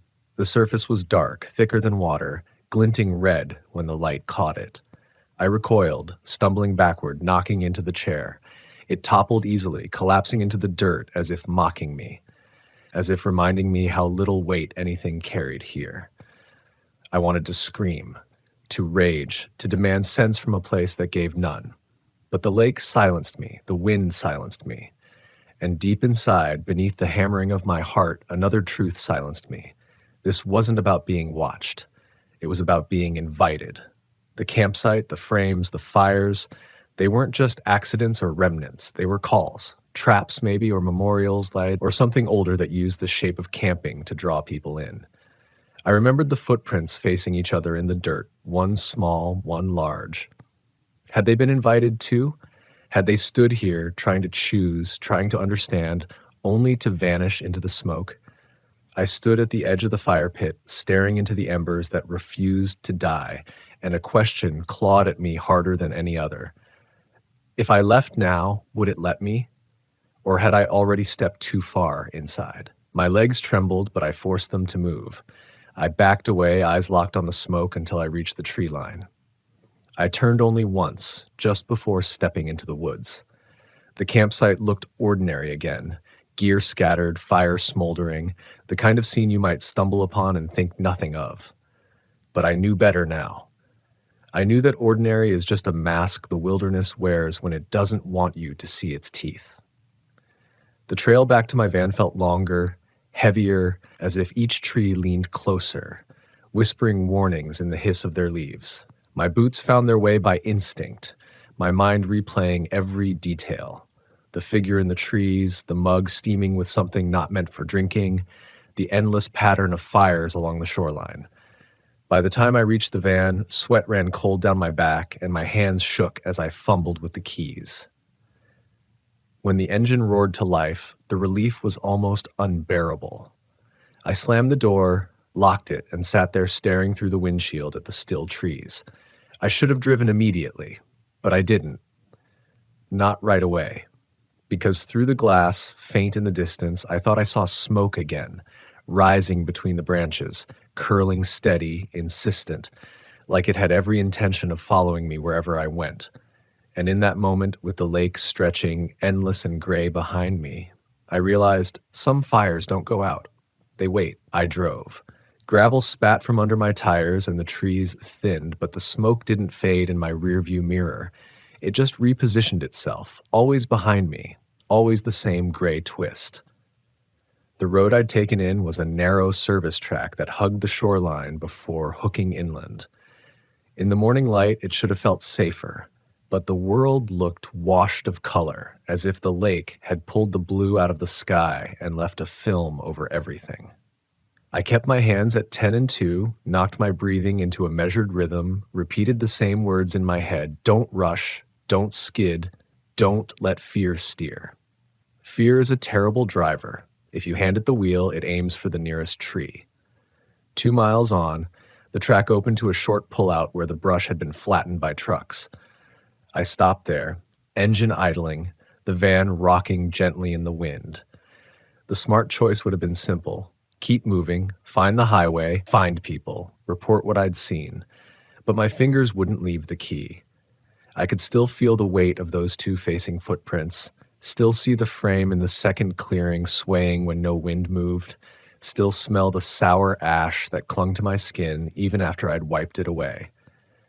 If I left now, the story would calcify into a ghost that followed me into every room of my life. Some things you can only escape by moving through them. I killed the engine and let silence flood in. The aftersound of the motor hung for a breath and then dissolved, and with it came something gentler, the ordinary chorus of the woods. A distant jay scolded. Somewhere, water ticked against rock. The normalcy almost undid me. For a minute, I pressed my forehead to the steering wheel and let the ache of fear ease into something softer. Grief, maybe, for the unknown people who had stood in that clearing before me. Or for the younger version of myself who believed the lake would always be a clean mirror, reflecting back only what I wanted to see. When I lifted my head, I knew exactly what I had to do. It wasn't bravado, it wasn't curiosity anymore. It was responsibility. I could leave later, after I made sure no one needed me. I pulled my pack from behind the seat: headlamp, extra batteries, first aid kit, flares, a foil blanket, a small, ugly whistle I'd never used in my life, knife, rope, water. I paused, then added the scrap of blue fabric from my pocket. It felt like a key I hadn't learned to use. Last, I reached for the field radio I kept for emergencies, thumbed the power, and scanned for traffic. Static. A long hiss that reminded me of wind moving through a throat. Superior North Channel, anyone on frequency? I said. My voice sounded too loud in the small space. I waited, counted to 30, tried again. Static only. I clipped the radio to my pack, locked the van, and stepped back into the day. The air tasted like iron. I walked the pullout's edge until I found a narrow runoff gully that led toward the sound of water. Another path, not the one I'd taken before. I followed it carefully, bracing on roots, feeling the soil give where rain had undermined it. The lake revealed itself by degrees. First, its voice, then its breath, cool and pushing, then at last the shimmer of its body between trees. I came out on a rocky shelf a quarter-mile downshore from where I'd seen the ruined fire pit, and there it was again, another ring of stones, low and blackened, with a thin column of smoke unraveling into the wind. I approached the ring the way you approach a sleeping animal, slow, announcing yourself in little ways, the scrape of a boot, the deliberate rattle of my pack. Close up, the smoke carried that same undertone I'd smelled before, sour, old, almost medicinal. I crouched and touched one finger to the ash, warm. Not hot, not fresh, but warmer than it had a right to be. I looked for prints and didn't find any. I looked for gear and didn't find any. I looked for a story and found only the outline of something that refused words. The thumping started again, faint, across the rocks farther along the shore. Not mechanical, a cadence older than tools. I straightened, scanned, and saw the next ring out on a finger of basalt that reached into the lake like a black tongue. Beyond it, another. And beyond that, a dot I knew would become a circle if I walked to it. A breadcrumb trail for people who believed in straight lines. Okay, I said aloud, because sometimes the only way to steady is to hear your own voice. I see you. It sounded foolish and a little arrogant, speaking to a thing I couldn't name. But naming is the first act of claiming your life back from what scares you. I moved. Each ring I passed felt like an echo of the last. Same diameter, same careful stone placement, same stubborn smoke. At the fourth ring, something changed. The stones were cleaner, newly piled, gray edges unblunted by time. In the ash lay a small object, a metal pin in the shape of a pine, the kind you might buy at a visitor center. I picked it up and turned it in my palm. The back was stamped with a year, 1998, and a name scratched by someone's pocket knife in thin, earnest letters, Leah. The metal was cool. The name hit me with a force that had nothing to do with fear and everything to do with the life behind it. Leah had stood here, or knelt to set this pin in the ash, or dropped it trying to bank the coals, or thrown it into the fire in a furious, desperate moment. I didn't know which. I only knew that she had been as real as my breath, and now all that remained was her name's curve, surviving in the indifferent language of metal. I slid the pin beside the blue scrap in my pocket and kept walking. The thumping guided me to a low cove where the land dipped and held a shallow pool at the edge of the lake. The water in that pool was still compared to the hammering waves beyond, and in it the smoke from a fifth ring drifted down and laid itself flat, like a veil. I stopped before I stepped into the pool's circle, the same way I'd stopped before stepping onto a grave. The thumping was louder here, so close it seemed to come from my own bones. I realized what it was. Not a hammer, not a drum, a heartbeat amplified by rock. I closed my eyes and listened, palms open at my sides, trying to catch a pattern inside the pattern. There, beneath the steady beat, a stutter, a pause not quite regular, like someone holding their breath every seventh pulse. I don't know why that made it worse, but it did. I thought of the two sets of footprints facing each other. I thought of a breath caught right before a decision that can't be undone. Leah, I said, because sometimes you have to choose a single thread to follow through the dark. If you're out here, I'm not leaving you. The wind rose at that name and flattened the way a crowd hushes to hear the important sentence. It was only air. It felt like more. I circled the pool and climbed a low cleft in the rock, following a faint track scored by deer and by something else. A different step. The same boots I'd seen in the black soil above. The prints were scarce and oddly spaced, as if whoever made them had learned to place their feet in the same hollows again and again. I matched my steps to them, testing their depth. On the far side of the cleft, the track dropped into a narrow corridor of stone, barely wider than my shoulders. The light thinned there even at mid-morning, and the air cooled. I slid sideways, pack scraping rock, knife against my hip, whistle at my chest. My breath fogged. The corridor turned once, twice, and then opened into a hollow where the lake's voice was muted to something like prayer. In the hollow stood the frame, not the strip posts I'd seen in the second clearing.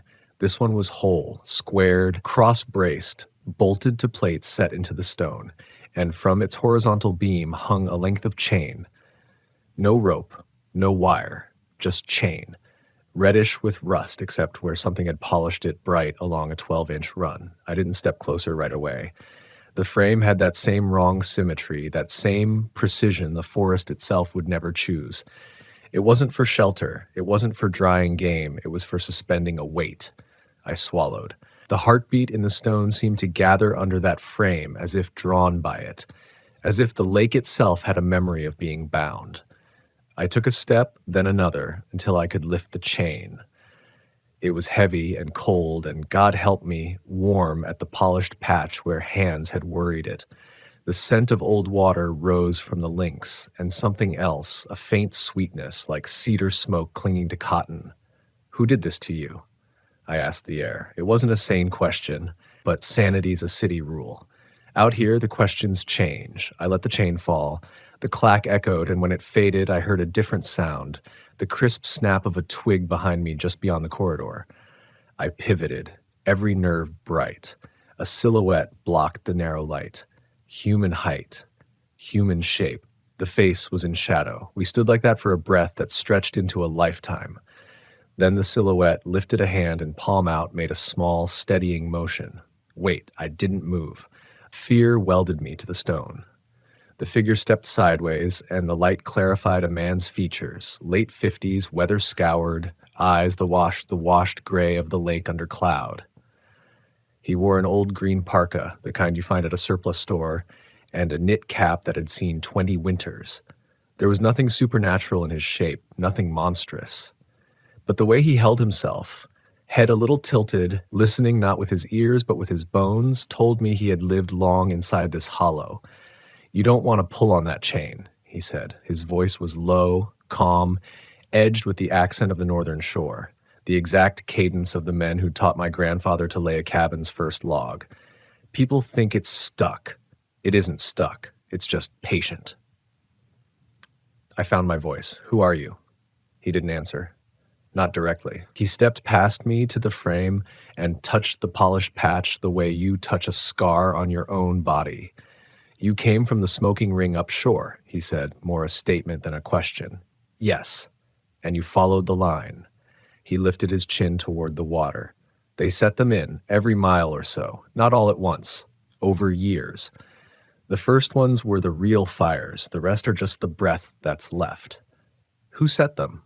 People who were asked to. He looked at me then, and for the first time his eyes shifted from lake gray to something like pity. And people who couldn't bear the asking. Leah, I said, because I needed to test his reaction to the name. The wind moved through the corridor, a soft vowel. The man's mouth tightened a fraction. She wanted to be found, he said. Is she? He lifted a hand, and the question died in my throat. If you're going to help anyone, you have to stop wanting answers first. I almost laughed at that, from the brittle kind you give when advice arrives 5 minutes too late. I can't help if I don't know what's happening. That's the comfort you want, he said, not unkindly. Not the help they need. I looked at the chain again, at the frame, at the corridor with its breath of cold. The heartbeat in the stone seemed to align with mine, 2 metronomes falling into step. What are the rings? I asked. What are they for? They marked the places where something was asked and something was refused. He stepped to the hollow's edge and looked down into water dark enough to pass for night. The lake keeps a strict ledger. It remembers promises better than people do. Who asked? I said. Who refused? He turned his head a little, as if listening to a name spoken far away. All of us, and each of us. It's not a riddle. It's just how it is. He reached into his parka and brought out a small object wrapped in cloth. He laid it on my palm without ceremony. The weight of it surprised me, heavier than it looked. I unfolded the cloth and found a dull silver tag attached to a broken beaded chain. On the tag, stamped deep, Leah. The surface was scored in 2 places, as if someone had started to scratch out the letters and stopped. I didn't realize I'd been holding my breath until I let it go. Where did you? She wore it, he said, and then she didn't. He nodded toward the corridor. They don't like names. Names keep people attached to themselves when they're supposed to be attached to other things. Who's they? The ones who ask. The ones who lay frames and coil chains and learn to smoke a fire with no wood. He looked at me again, eyes searching my face like a map. You're local. Duluth. Then you know the rule your grandparents knew. You don't leave a fire smoking. You don't leave a site wrong. His mouth pressed thin. And you don't answer when the lake says your name until you can afford to pay for it. The wind curled, and for a heartbeat, no metaphor, I heard my name. Not a guess, not a trick of gusts through pines. My name. Daniel. Spoken in a voice that held both welcome and a ledger's cold arithmetic. It came from below, from the water cupped in the hollow stone. It came with a weight on the syllables, like a hand on a shoulder. The man watched me without blinking. That's the asking. I closed my fingers around the tag until the stamped letters bit my skin. I understood then the true shape of my fear. It wasn't that I would vanish like footprints into ash. It was that I would answer. That some part of me, faithful and foolish, would step forward because I was raised to be polite to the lake, to the woods, to the things that didn't belong to me, and yet held me anyway. My dilemma wasn't survival. It was allegiance to the living, to the lost, to the ledger that demanded balance. What do? I asked, the words so small I barely recognized them as mine. He nodded at the chain. You refuse politely. He pointed to the rings along the shore. You close what's been left open. How? He turned his palms up as if showing me they were empty, with your name still yours. The water below answered again, Daniel, and the stone's heartbeat stuttered on the seventh pulse. I took one breath, then another. Then I put the tag and the blue scrap and the pine pin into my pocket together, as if assembling a single person from their scattered proofs. I stepped to the frame and set my hand on the polished patch of chain. It was cold again now. Patient. Waiting. I'm here, I said to the water, to the rings, to the ledger that wanted a signature. But I'm not yours. The corridor held its breath. Leah, I said softly, speaking to the one person I could anchor to. If you can hear me, keep your name in your mouth. Something moved in the pool below. Not a fish, not a ripple made by wind. A shape that held itself together longer than water should. The man didn't flinch. He only tightened his cap against the draft and said, almost conversationally, now we'll see if it likes manners. The man didn't move when the shape gathered itself in the pool, and I made myself match his stillness. Fear wants you to thrash because thrashing is noisy, and noise is easy to follow out of yourself. Stillness takes you somewhere harder. In that quiet, with the chain cool under my palm, the lake shaped my name again, a fraction softer, as if testing whether I understood the price. I thought of my grandfather at a shore like this, his hat held in both hands while he read the water before launching a boat. He'd taught me to nod to the lake and mean it. He never taught me how to say no. I lifted the chain not to pull, but to give it back its own weight. Daniel, the water insisted. I answered steady. I hear you. I'm not answering. The shape loosened. It didn't vanish. It just lost interest, the way a current releases a stick it's tested and found not worth keeping. The chain went slack against my fingers. The seventh beat stutter eased. The man breathed in, the smallest approval. Good. Manners, he said, like we just navigated a conversation with a difficult neighbor. Show me how to close them, I said. The request surprised me with how right it felt. He nodded once, like that line had finally reached present tense. You brought water? I patted my pack.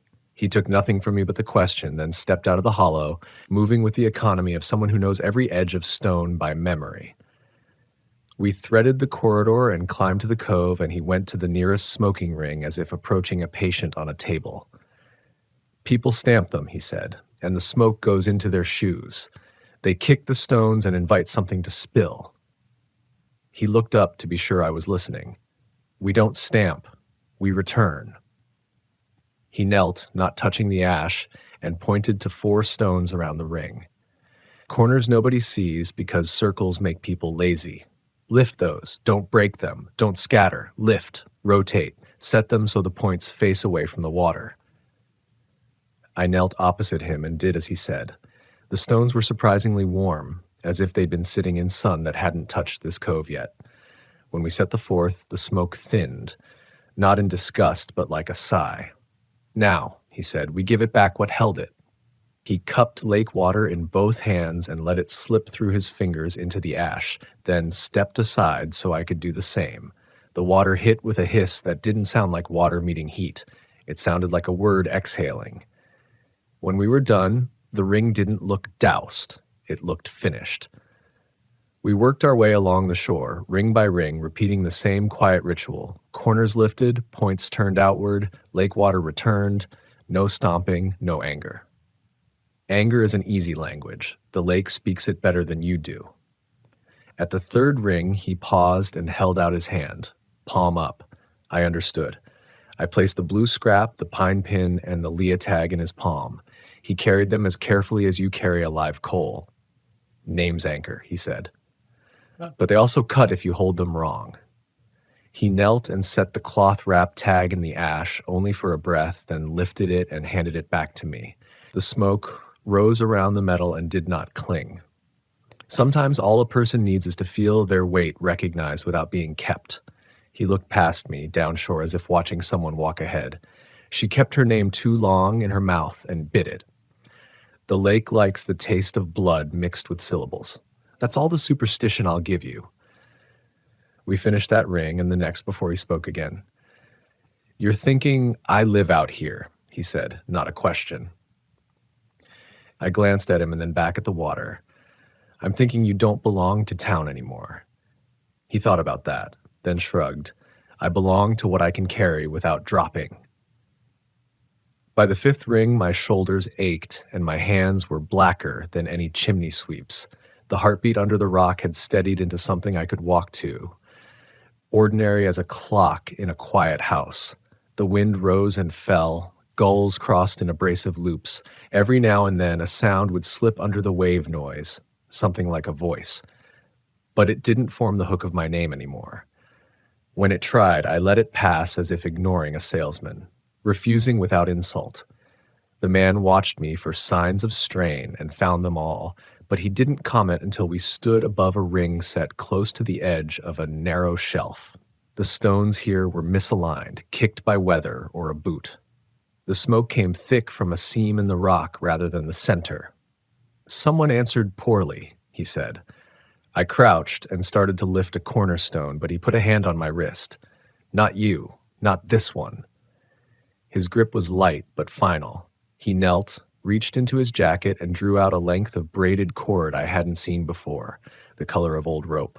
He looped it once around his wrist and once around the largest stone in the ring.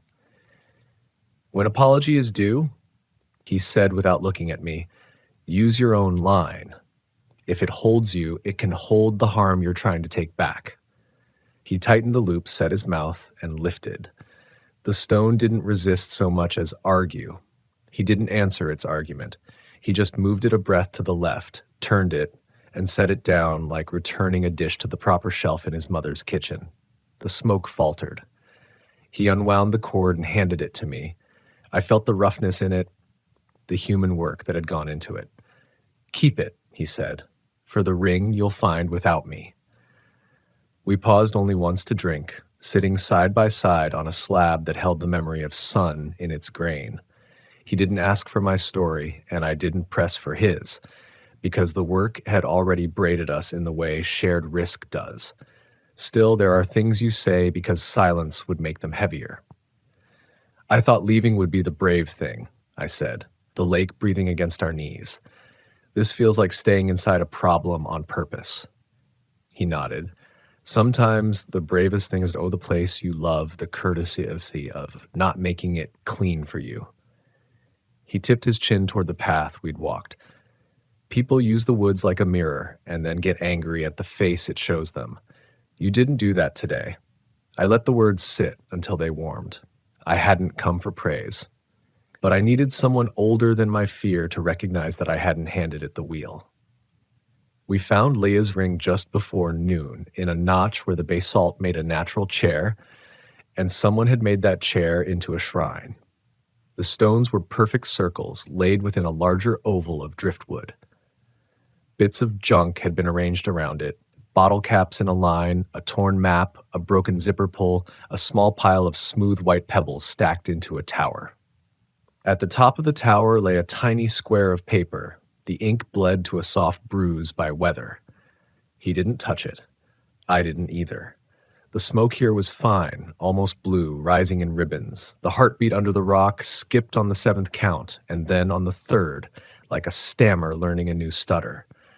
I unwrapped the tag and the scrap and the pin, and the man didn't stop me. He only inclined his head, giving permission I'd already taken. I set the blue cloth on the ring's north edge, the pin on the south, the tag at the center. The smoke did not thicken. It braided around the letters like someone reading aloud. "Say it," the man said, voice no louder than the waves. I thought of the ledger. I thought of the asking. I thought of keeping what is yours without stealing what isn't. "Leah," I said, and didn't add anything. Not a demand, not a command, not a plea. I just put the name back into the air like a thing I had borrowed and was now returning in better condition. The heartbeat steadied. The blue in the smoke rinsed out, leaving plain gray. I lifted the corners, turned the stones outward, poured lake water over the ash. For a moment the wind died, and in the quiet that followed, something loosened in the ring the way a knot loosens not by force, but because the line finally understands where it's meant to go. The man exhaled through his nose. "She heard you." He didn't mean it mystically. He meant the world had shifted in the small way it does when witness arrives in time. We sat there longer than we needed to because leaving too fast would have been a kind of theft. When we did stand, the afternoon had the tired gold of a day leaning toward its own edge. "There are more," he said. "I'll see to them." The relief that flared through me shocked me with its intensity. I didn't want to admit how badly I wanted him to finish the job. I also didn't want to pretend I hadn't done what I could. He must have seen that calculation cross my face. "Go back the inland way," he said. "Not the cliff trail. It remembers your prints too well." I nodded. My legs felt the honest ache of work done for something larger than my chest's noise. I tucked the tag and the pin and the scrap back into my pocket, and for the first time since 7:09 a.m., the weight of them felt like ballast rather than bait. We parted at a stand of wind-torqued pines. He didn't offer a hand, and I didn't either. He lifted 2 fingers in a small salute and vanished into a tuk-tuk of land that made him invisible in 3 steps. I turned inland, following a faint deer path that the map in my head told me would reconnect with the service road above. The woods received me without argument. They didn't soften for me either. Birch bark paper-cut my knuckles. A hidden root tried to make a thief of my ankle. Somewhere a raven issued an opinion I didn't understand. But the lake didn't say my name again. And that silence, earned, not given, felt like the first good thing I'd won all day. I reached the van with the sun bending toward orange. Nothing had been moved. No smoke rose from the tree line behind me. I stood at the door with my keys and didn't unlock it immediately because I wanted to mark the moment before it dissolved into the ordinary. The world has a habit of smoothing the edges of what it can't hold. If you don't make a notch for the day with your attention, the day will slip.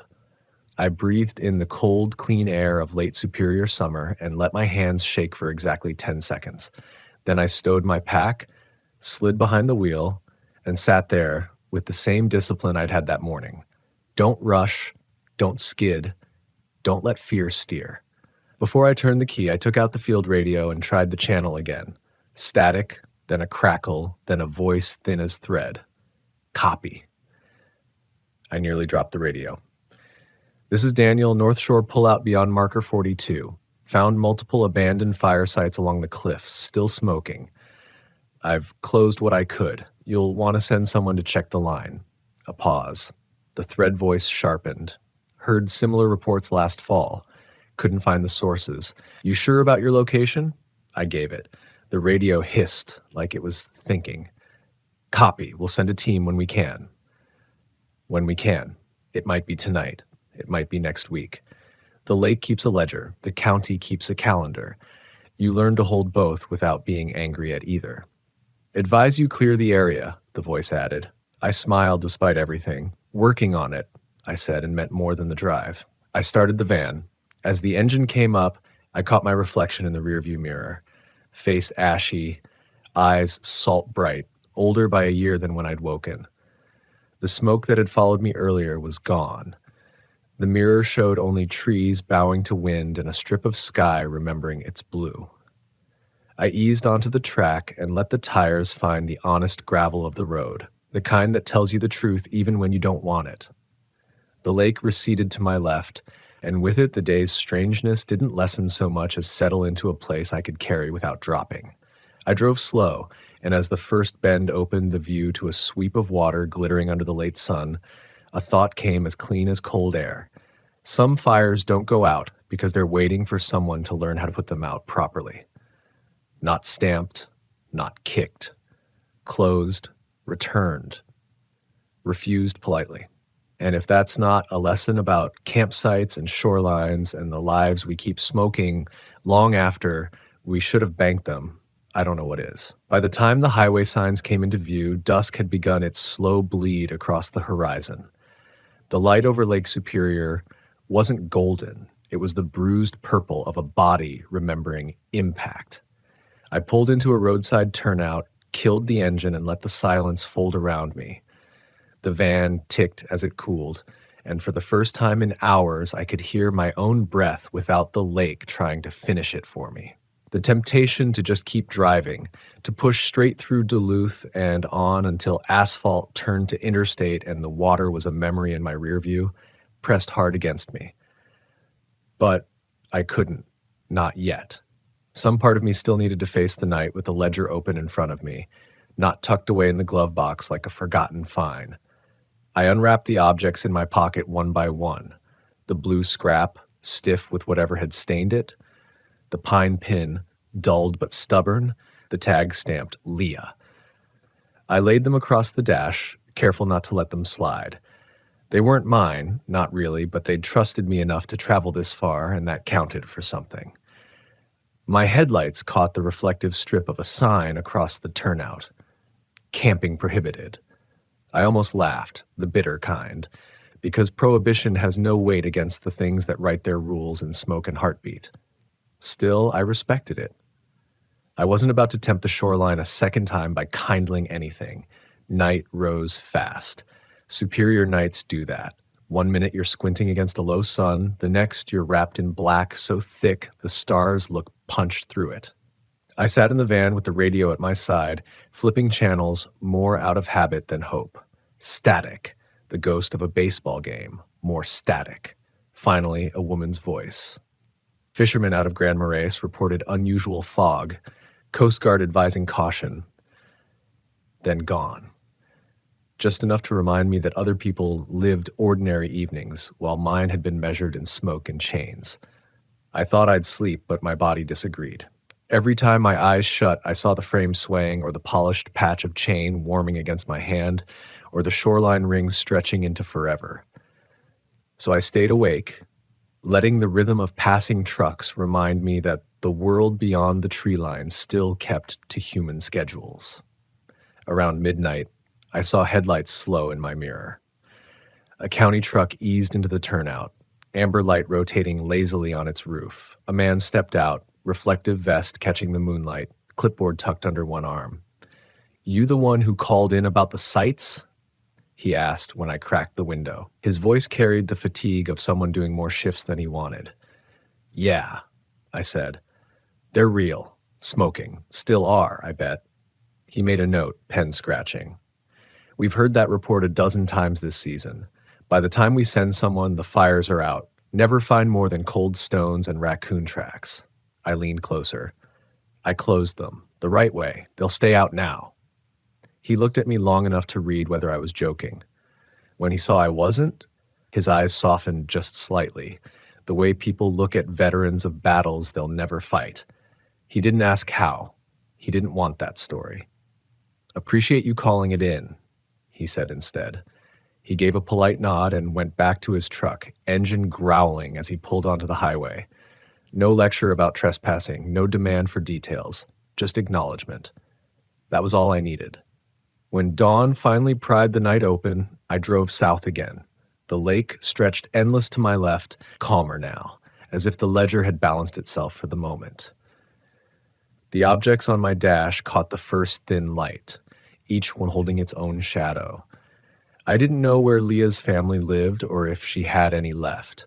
I didn't know if the pin had been bought in joy or carried in grief, but I knew they deserved to be carried forward, not left to smoke in silence. I'd find a way. That was the promise I made to the road under my tires. And as I passed the last stretch of wild shoreline before the towns began, I rolled the window down and spoke one word into the cold morning air. Not my name, not hers, just a word big enough to hold both. Returned. The wind took it, and the lake didn't argue. The highway bent inland, and with each mile the lake grew smaller in my mirror until it was no longer water but only light, the reflection of dawn caught on the horizon. My body should have felt relief as the trees thinned and the first gas station signs appeared. But relief didn't come. What settled into me instead was a heaviness, a knowing that the smoke and its ledger had stitched themselves into my life in a way I couldn't peel away. You don't walk through a fire and come out the same. You come out marked, carrying embers in your chest. I pulled into a gravel lot beside a diner, the kind with a flickering neon open sign and the smell of bacon that clings to the walls. Inside, locals hunched over coffee, truckers chewed slowly through their breakfasts, and a radio muttered weather rolling in from the west. I chose a booth near the window and spread the objects on the table like evidence. The tag, the scrap, the pin. The waitress glanced at them, then at me, but she didn't ask. Maybe she recognized the look in my eyes. Maybe she'd heard too many stories from this lake to want to add another to her ledger. When she set down my coffee, I asked quietly, "You ever hear about someone named Leah?"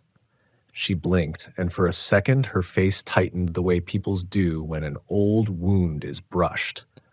Then she shook her head.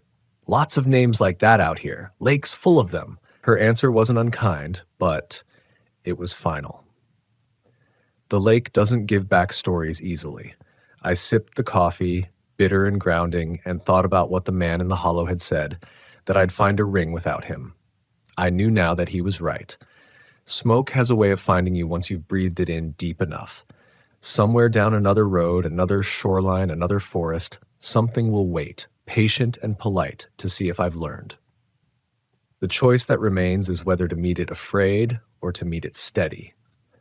I gathered the objects, wrapped them carefully, and slid them back into my pocket. They weren't burdens anymore. They were proof. Proof that the world is wider and stranger than the maps allow. Proof that some names deserve to be spoken even when no one's listening. Proof that the ledger can be balanced if you refuse it with dignity instead of fear. When I walked back to the van, the morning had fully broken. Light spilled over the town, ordinary and forgiving, but behind that ordinariness I felt the pulse of something older, watching, waiting. I looked once more toward where the lake would be, hidden now by hills and houses, and I nodded. Not in surrender, not in defiance, but in respect. Because the truth is simple and sharp. The wilderness doesn't owe you safety. It owes you nothing at all. But if you walk it with your name steady in your mouth, if you return what isn't yours and close what should never have been left open, sometimes it lets you walk back out, and when it does, you carry the lesson forever. Some fires don't go out because they're waiting for you to learn how to close them.